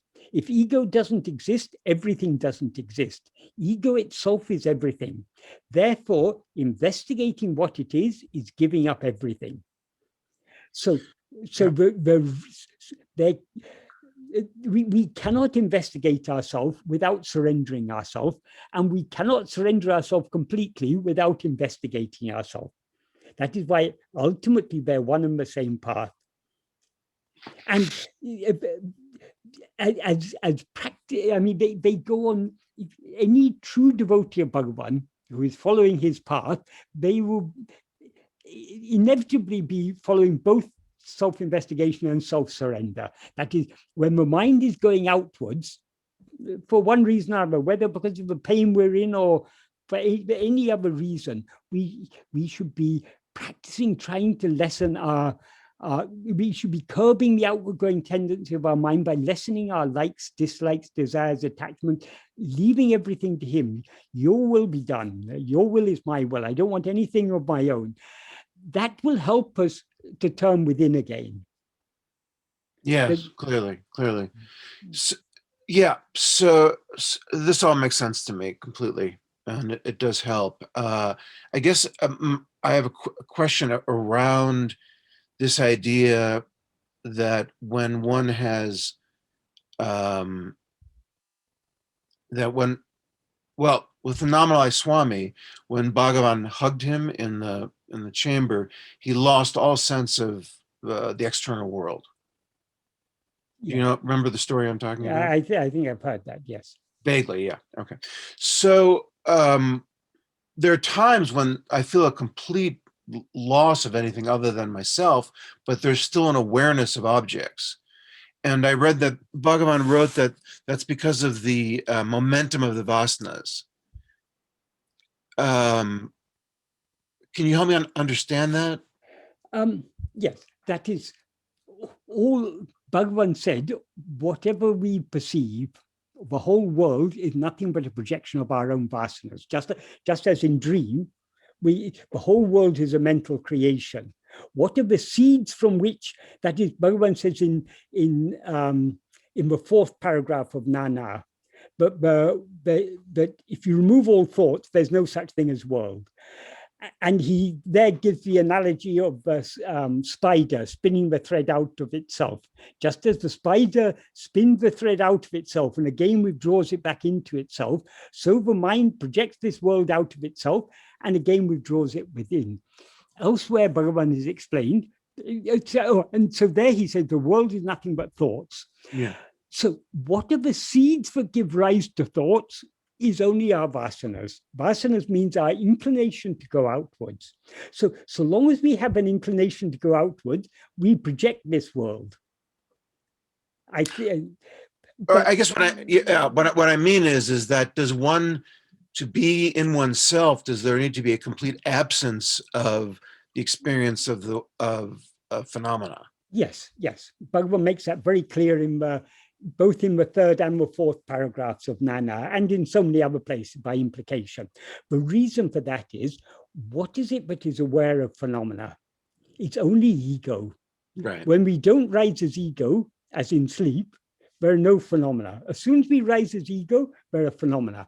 Bhagavan explains in that Bhagavan often said, ego is nothing but the false awareness, I am this body. And in the fourth verse of Uḷḷadu Nāṛpadu, he said, if oneself is a form, the world and God will be likewise. Form there, it's referring to the body. So when he says if oneself is a form, he means if we rise as ego and identify ourselves with the form of the body, the world and God will be likewise. If oneself is not a form, who can see their forms and how? That means when we don't rise as ego, when we don't take ourselves to be a form, it's a rhetorical question. Who can see their forms? There's no one to see the forms. It's only ego that sees forms. And how? He asked both questions. Then in the next sentence, he says, Kannalal Kakshiyando, can what is seen be otherwise in nature than the eye that sees it? I means EYE. He's using I there as an analogy for awareness, EYE, analogy for awareness. So as is the eye, we can put it down, as is the eye, so is the sight. That means if we take ourselves to be a form, we will see only forms. When we don't experience ourselves as forms, there are no forms to be seen. So in the final sentence, he says, oneself is the I, implying that the real I, the real awareness is only one ourself, antamilakan, the infinite I. When he said that what we actually are is the infinite I, again, I is here EYE, not the pronoun I, but he's using the physical I as an analogy there. So it's a metaphor. It's a metaphor for awareness. So the real awareness is only oneself, the infinite awareness. What is infinite is formless, because all forms are finite. Well, what makes a form is it's got certain limitations. You can distinguish one form from another, not just physical form, but any form. Every thought, every feeling, every emotion is a form of one kind or another. So anything that you can distinguish from other things is a form. But that which is infinite cannot be distinguished from anything. So it is formless. So what we actually are is formless awareness. And as formless awareness, we cannot be aware of forms. That's why he says in the third paragraph of Nāṇ Ār, he says,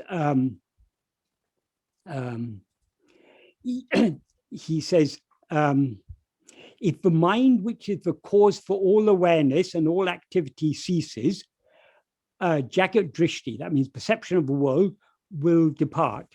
When he said the mind is the cause for all awareness and all activity, what he means by awareness in this context is awareness of things other than ourselves. That is only the mind that knows other things. So if the mind ceases, the perception of the world will be dispelled. And then in the next sentence, he says, just as unless awareness of the imaginary snake goes, awareness of the rope, which is the adhisthana, the base or foundation, will not arise, unless perception of the world, which is kalpita, fabrication, departs, darshana of swarupa, which is the adhisthana, will not arise. Darshana of swarupa means seeing one's own nature, one's own real nature, which is the basis, will not arise. That is, so long as we see a rope as a snake, we don't see it as a rope. When we see it as a rope, we no longer see it as a snake. Exactly the same with the world. Why does Bhagavan say this? Because perception of the world, jagat drishti, is the very nature of ego. Because ego takes itself to be a form, it sees all these other forms, that we call the world. So there's no perception of the world independent of ego. That's why he says in verse 26 of Uḷḷadu Nāṛpadu, which I referred to earlier, if ego comes into existence, everything comes into existence. If ego is not, everything is not. And he continues the same idea in the next paragraph. Yeah, sorry, you were you going to say? No, yes, it's very clear. Well, I just wanted to, you can continue though. It's very fascinating. Yeah, what he says in the next paragraph, the fourth paragraph is, what is called mind is an adjuncts Shakti, an extraordinary power that exists in Atma-swarupa, that's in our own real nature. It makes all thoughts appear. When one looks, excluding or removing all thoughts, solitarily, there's no such thing as mind. Therefore, thought alone is the very nature of the mind. It is the manatin swarupam, that is the very nature of the mind. Excluding thoughts, there is not separately any such thing as world. I mean, the world is nothing but thoughts. And then he says, in sleep, there are no thoughts, and there is no world. The implication is, because there are no thoughts in sleep, consequently, there's no world in sleep. In waking and dream, there are thoughts, and there is also a world. So whenever there are thoughts, there's a world. Whenever there are no thoughts, there's no world. In the next paragraph, he goes into this question of thoughts a bit deeper, but I'll leave that till we come to the next paragraph. Just as a spider spins out thread from within itself and again draws it back into itself, so the mind makes the world appear from within itself and again dissolves it back into itself. When the mind comes out from Atma-swarupa, the world appears. Atma-swarupa means the real nature of ourself. Therefore, when the world appears, Swarupa, our own real nature, does not appear. When Swarupa appears, the world does not appear. Because the very nature of the mind is to see the world. So long as there's mind, there's the appearance of the world. When there's no mind, there's no appearance of the world. And then he says, if one goes on investigating the nature of the mind, oneself alone will end as mind. That's a very difficult sentence, but it implies if we investigate what we actually are, we'll find that what appeared as mind is only ourself, only our own. And then he says, what is here called oneself, Nāṉ, is only Atma-swarupa. That is what he means here by oneself is only our real nature. And then he says, the mind stands only by always going after a stūlam, something gross. What he means by that is it's only by attaching itself to a gross form, namely a physical body, but the mind stands. Solitarily, it doesn't stand. That is, this is exactly what he says in verse 25 of Uḷḷadu Nāṛpadu. Grasping form, it comes into existence. That is, ego never for a moment stands without taking the form of a body as itself. The mind alone is described as a sukshma sarira, the subtle body, and jiva, the soul. Yeah, it makes perfect sense. So then when we see Bhagavan, or we imagine we see him in the world, it's us creating the experience of Bhagavan. He's not seeing the world. Bhagavan said, the jnani is seeing the world, but only in the view of the ajnani, because the ajnani sees the jnani as a body, as a form. He sees, that is it, Bhagavan is that body. If Bhagavan is that body, Ramana Maharshi, who lived for 54 years in Tiruvannāmalai, yes, certainly he saw the world. He did giri pradakshina, he cut vegetables in the kitchen, he wrote Uḷḷadu Nāṛpadu and Nāṉ Ār and all these, Arunachastutpanchakam, all these poetry. He answered questions and everything. So yes, certainly he saw the world. But Bhagavan says, I am not this form. What?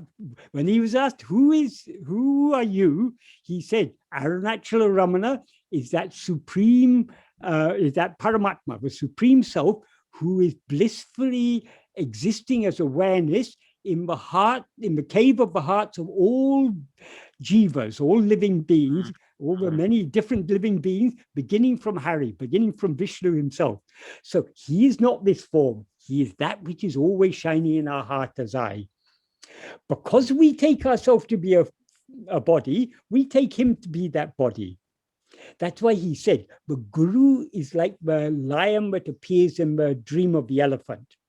Elephants are believed to be so afraid of lions, but if a lion appears in the elephant's dream, the shock of seeing it will wake it up. Likewise, the lion is unreal, but it brings about a real awakening. Likewise, the name and form of guru is unreal, but it brings about the real awakening by turning us back to face ourselves. Yes. So therefore, taking out the notion of pure mind and so forth, just relieving ourselves of that. Yes. So long as we have any experience at all of the world, we are not fully in our true selves. No, we are ego. It's only as ego that we're aware of the world.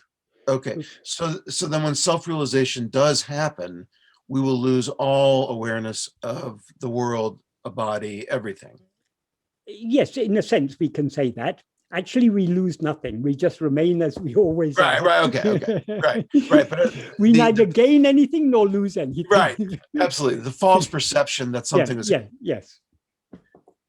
So then okay, so therefore one would only know oneself to be self-realized if there was an absence of experience of anything except for the self. Yes. But we won't even know ourselves as self-realized. We'll just know ourselves. The final experience, as Bhagavan expressed it very beautifully in many verses, like verse 30 of Uḷḷadu Nāṛpadu, verse 20 of Upadēśa Undiyār, the final experience is Nāṉ Ār. That means I am I. That is, we won't be aware of the absence of anything else because we were never aware of its presence. We'll be aware of ourself just as ourself. And that will be the final. That is the final. Right. And then whatever happens after that doesn't actually happen. Nothing happens after that. Nothing happened after that or even before that. Nothing ever happened. Right. Yeah, that is the ultimate truth. All right. Okay. So why is this dream continuing? For one simple reason. The ego. We are not yet willing to let go. That is, we as ego are not willing to let go. So all of our sadhana is just cultivating that willingness to let go. And isn't that according to Bhagavan's wish for us, that we are unwilling to let go? No. Bhagavan's wish for us is to let go and be peaceful. Okay. So then our will is called. It is our will against Bhagavan's will. We need to that's why we need to surrender our will to his will. And we can surrender our will to his will completely only by surrendering ourselves to him. Right, exactly. That's the final. Yep. So then we have the free will to resist giving up this false ego. Yes. And we can maintain that, and that causes this false mirage and dream of experiences exactly. Until we ourselves, through our own will, make the choice, I'm willing to let go of this false self. Exactly. And we have no idea when or how or when that, obviously it's already happened. It doesn't matter when or how. What matters is we are following Bhagavan's path. Right. So long as we're following Bhagavan's path, we're going in the right direction. Whether we're going to reach our destination the next minute or after 10 lifetimes need not concern us. Our only concern should be here and now. We should try our best to follow Bhagavan's path. Right. So the weird way it's wired in my mind is I want that, my desire is for that to happen as soon as possible because the situation is intolerable. Yes. Well, it's not intolerable, it's tolerable. Yes. But is that wrong? Is that wrong? No, it's not wrong. But I don't mean not morally. I mean, is it incorrect thinking? It is good to desire. It's good to desire. Mumukshutva is essential. We wouldn't be following this path if we didn't have mumukshutva. But we need to see what the problem is. We are like someone standing on the ground and holding a branch and saying, oh, I can't let go because if I let go, I'm going to fall down. We are unwilling. Nothing is binding us. It's not the branch is not holding us. We are holding the branch. So the attachment is all in us. We need to be willing. we think we are willing to let go, but the fact that we're still here means we are, in truth, we are not yet sufficiently willing. Right. So the pure desire then for moksha is part of Bhagavan's wish for us. The pure desire for moksha is what is called bhakti. And Bhagavan said, bhakti is the mother of jnana. But there can be a wrong desire. If you take moksha to be some wonderful state that you're going to gain, in which you're going to be, I don't know, some glorified state, if it's something that is something that we're going to gain, something that's going to add something to us, enhance us, then that's wrong. But if we understand moksha means giving up everything, then the desire for moksha is good. So the pure desire for moksha of I am, only the experience of the I, yes, is the pure version of that bhakti. Yes, yes. So not to change, not to pure relieve awareness, ourselves. Not sorry. Go on. Pure awareness of I am is both the path and the goal. Right. So therefore, if I have a desire to have moksha in order to be relieved of suffering, that is an impure, incorrect, useless desire. No, that's also Bhagavan says it. Bhagavan begins. Not useless, but Bhagavan begins Nāṇ Ār, the very first paragraph. What does he say?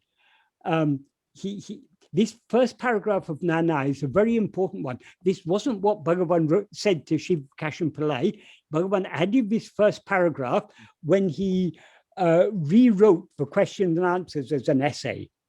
What he says in the first paragraph, the very first clause of the first paragraph is, since all sentient beings like to be always happy without what is called misery.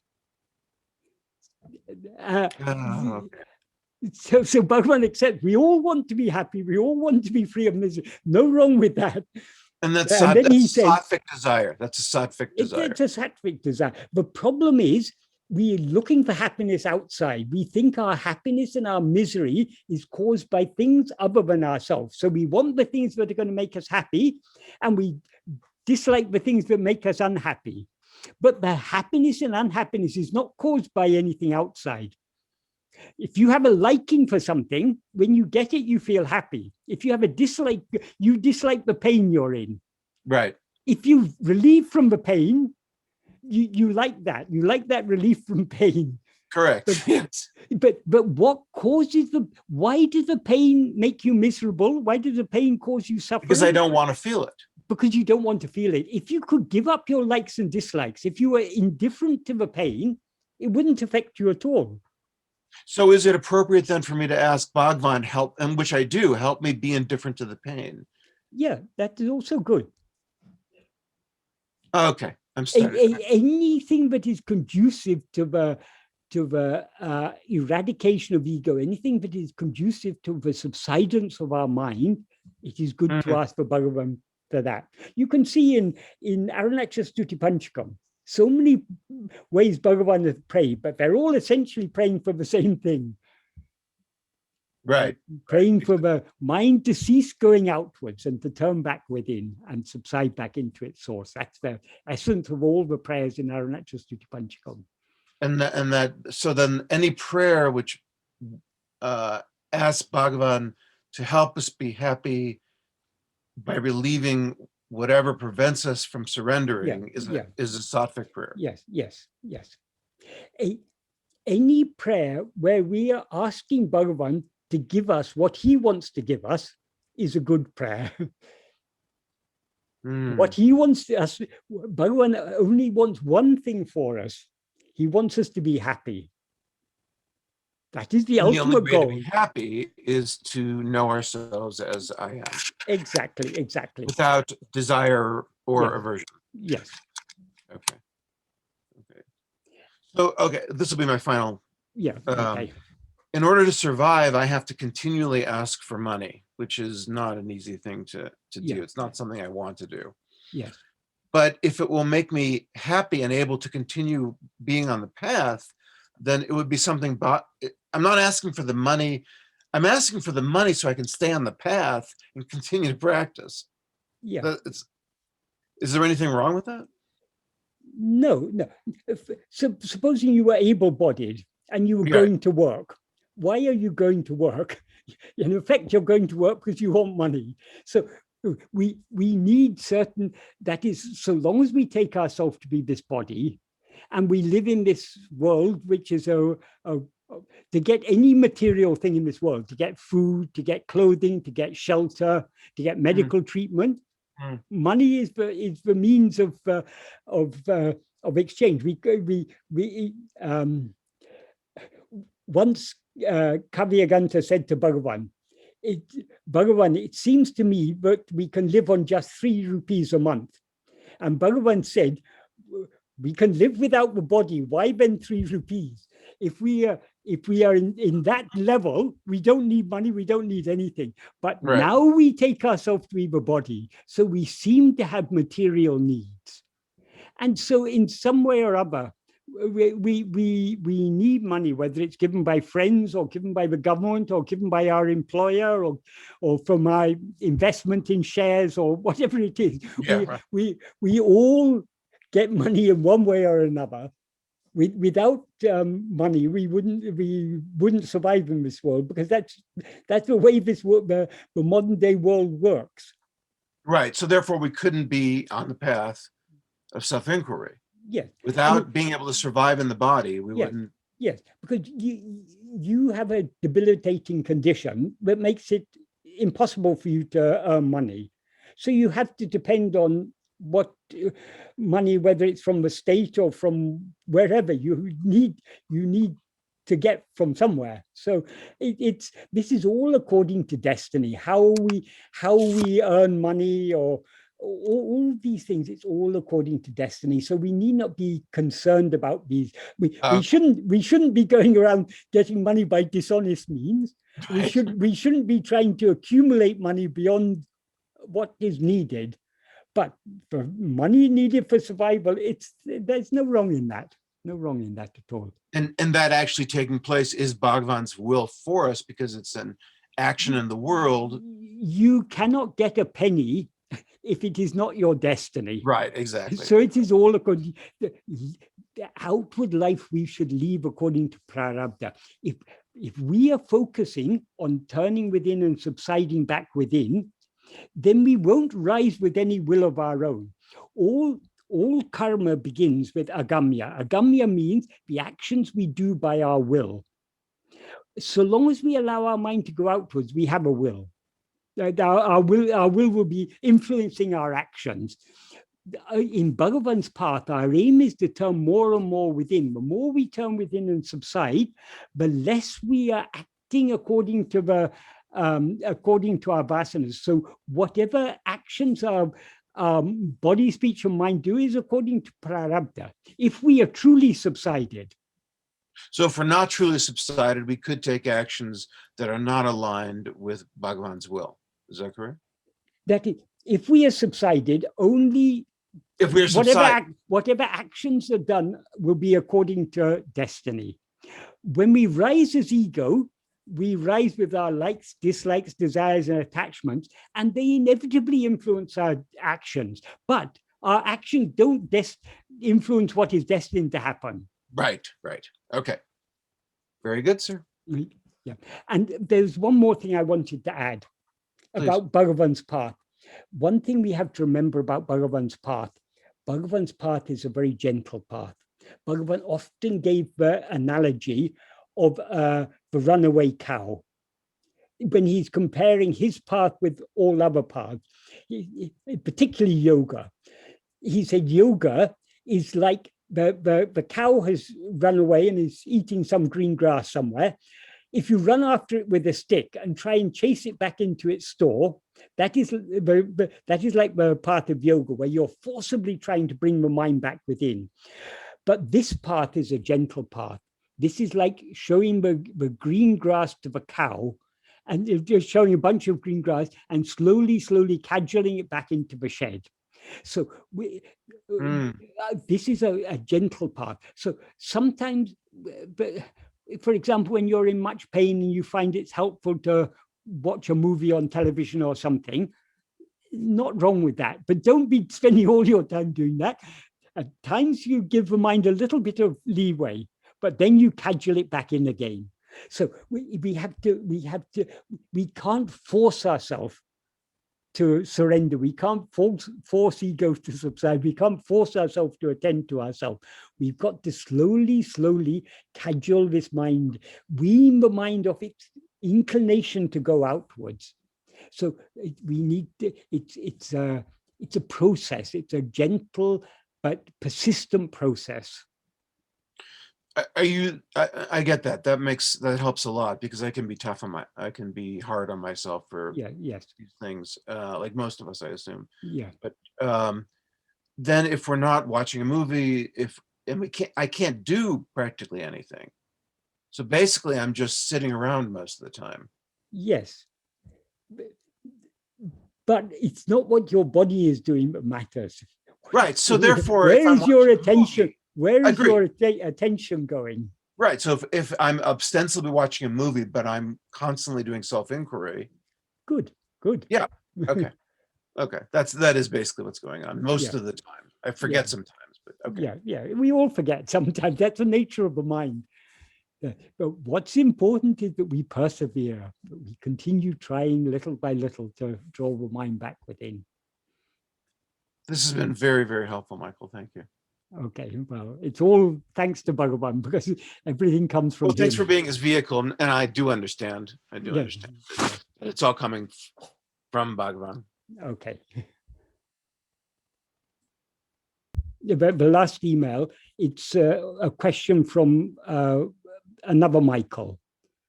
Michael, do you want to ask your question that you sent in an email yesterday? Hi, Michael. Hi. I'm happy for you to read them. What do you prefer? Okay. Your first question is, if one is to be reborn, would that be as a human being again, or is it possible to be born as an animal or an insect? Did Bhagavan clarify this? What we call birth or life is nothing but a dream. So in a dream, we can dream anything. Now we are dreaming ourselves to be a human. It is possible for us to dream that we're a dog or a pig or a cow or an elephant or whatever. It's all possible, or an insect. It's all possible, but it's all a dream. There's I think it's a Taoist story. Some Chinese sage once had a dream, but he was a butterfly.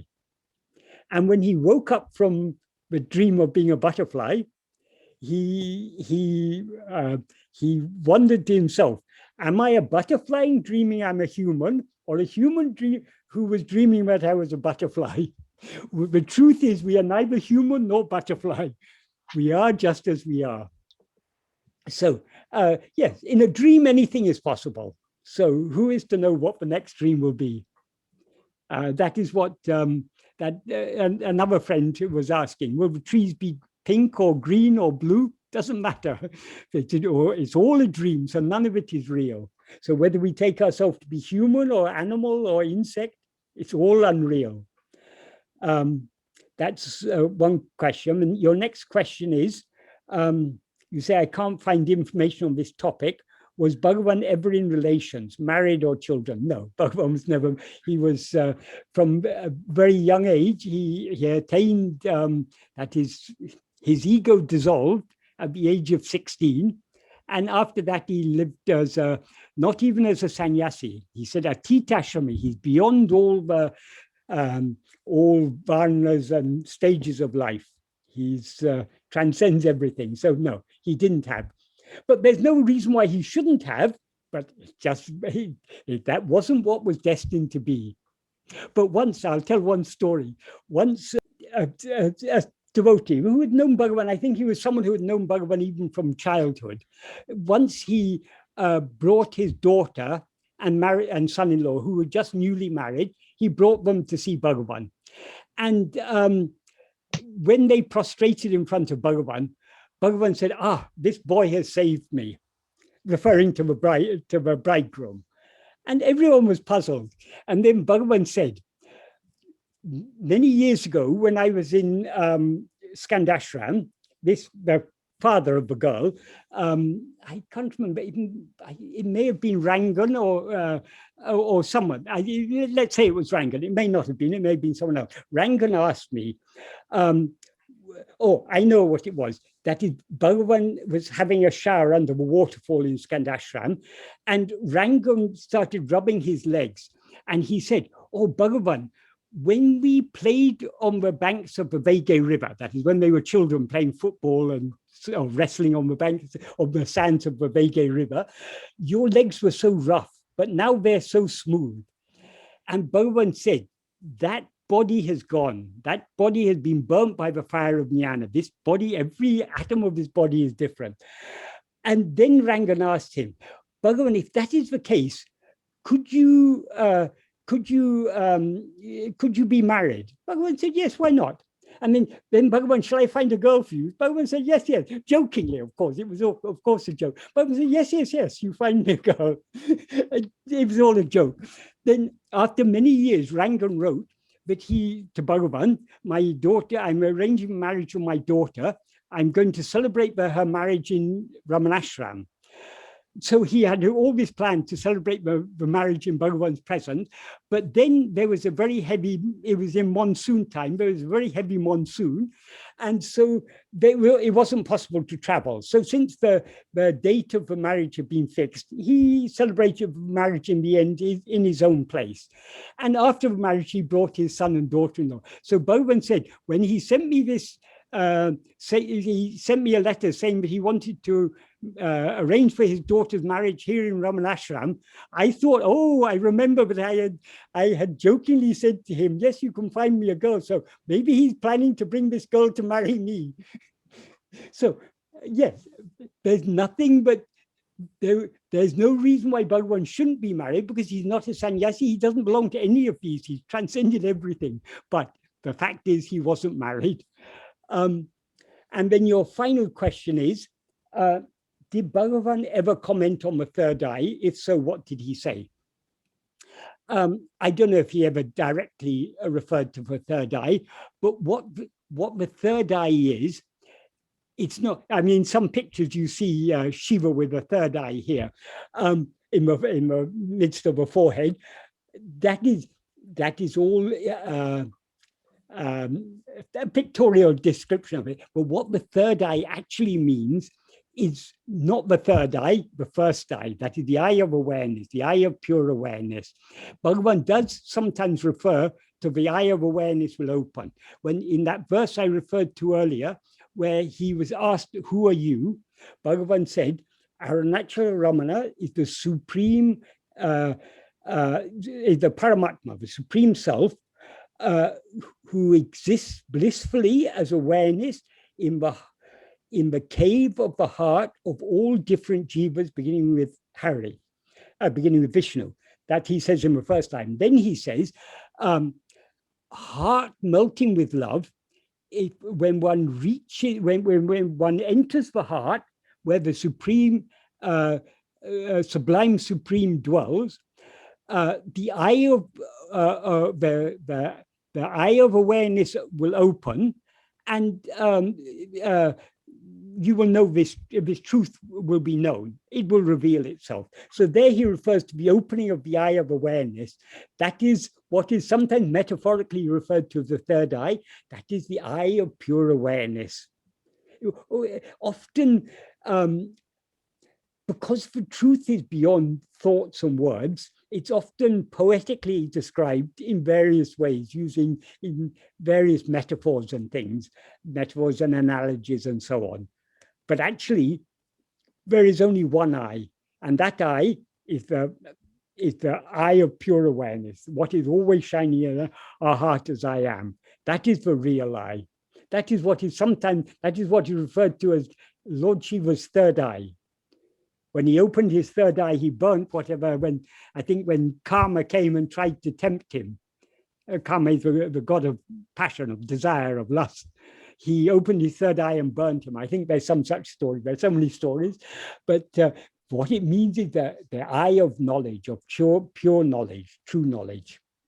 Does that answer your questions adequately? Yeah, that all makes sense. It fits, when you said the eye of awareness opens when, yeah, I get that. But I was just thinking it might not be as metaphoric as it can be. It can be an attribute of the actual, the eye, like a function to where the dream is seen, kind of thing.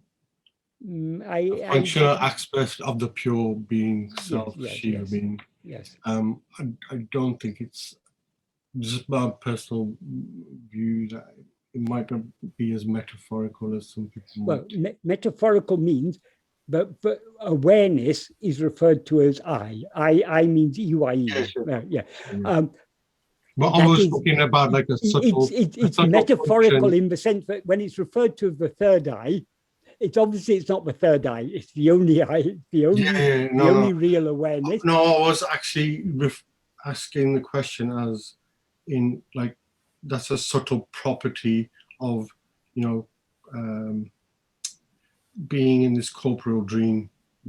That Shiva has within. Where the dream becomes apparent, he doesn't, he doesn't even use the physical body, does he? In some paths, like yoga and tantra and so on, they may take the third eye more literally, but in Bhagavan's path, it would only be considered as a metaphor. Yeah, Michael, it might be a chakra, mightn't it? The Agna chakra or whatever they call it. Yeah, I mean, maybe. But even about chakras, Bhagavan once said, in some context, Bhagavan said to, or I know some pundits had come and were discussing with Bhagavan about yoga sutras or some yoga text they were discussing with Bhagavan, all about the nadis and Kundalini and so many things. They were discussing them, Bhagavan was answering them. Suri Nagama felt much dejected because she didn't know anything about these things. So after those pundits had gone away, she said to Bhagavan, "Oh, Bhagavan, I wasn't able to understand any of these things. Will you explain all these things to me?" Bhagavan said, "Oh, that's all unnecessary. It's all a karpana. It's all a fabrication. It's not real." And she said, "What is it? All that Kundalini and nadis and everything? Is it all just a fabrication?" Bhagavan said, "Of course, when this body itself is a fabrication, when the body itself is unreal, how can any of these other things be real?" Yeah, I mean, like you mentioned chakras, and early on the path when we all have different experiences, and I did actually see a couple of my chakras internally. People have all sorts of experiences of Kundalini and chakras and divine visions and all these things. You can experience all these things, but none of them are real. What is real is only I am. So Bhagavan asked us not to take any interest in these things. What we should be interested in, only we want to know what is real. What is real is only I am. Everything else, Bhagavan said, even seeing God in name and form, is seeing God without seeing oneself, is seeing only a manomayamam kakshi, he said. That is a mental vision. It's all in the mind. Yeah, sure. Well, anything you can see cannot be you. Yes. Anything you perceive cannot be you. Anything that appears and disappears cannot be real. What is real is what is always existing and shining, and that is only I am. So, Michael, would you say that when one acts without doership, like you are doing, that is okay, because then you're still going outside. It's still valya vishaya, but at the same time the outer issues. But still you are able to do it without doership. So would you say that is okay? If you don't have doership, you're not acting. If you're acting, you've got doership. Oh. Doership means I am the awareness I am acting. So long as we take body and mind to be ourselves, the actions of body and mind are our actions. So no, I'm not. I am not.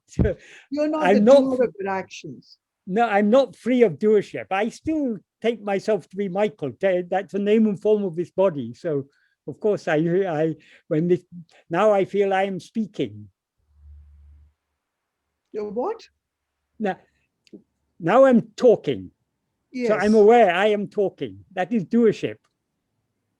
No, but I mean, you don't, like what Krishna says in the Bhagavad Gita, I don't, I neither enjoy the fruits of leave everything to the Lord, in the sense of Bhagavan, the fruits of my, whatever I do, as well as I'm not the doer of any of the things I appear to be doing. Like we may think Michael is doing all these things and saying all these things, but there is no Michael saying or doing all these things in that sense. That's what I mean.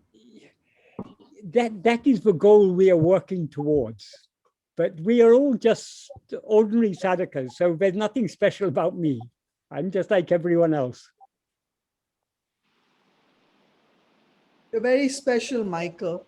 Oh, for Bhagavan, we're all equal. Bhagavan sees us all as himself. So I think your talks are immensely helpful, actually, to so many people. I mean, there's obviously a great thirst for these teachings, a huge amount of interest. Yes. But any credit for that must go to Bhagavan, not to me. I don't know how I'm able to talk like this. Somehow, for me, Bhagavan teaching seems so simple. It's just the answers are clear. I say what comes to my mind, and it's up to Bhagavan whether it's the right thing or not. It's all in his hands. Well, somebody called you Michael's, Bhagavan's vehicle earlier on. I don't know if that's quite right. I don't know who I am, so I'm still trying to find that out.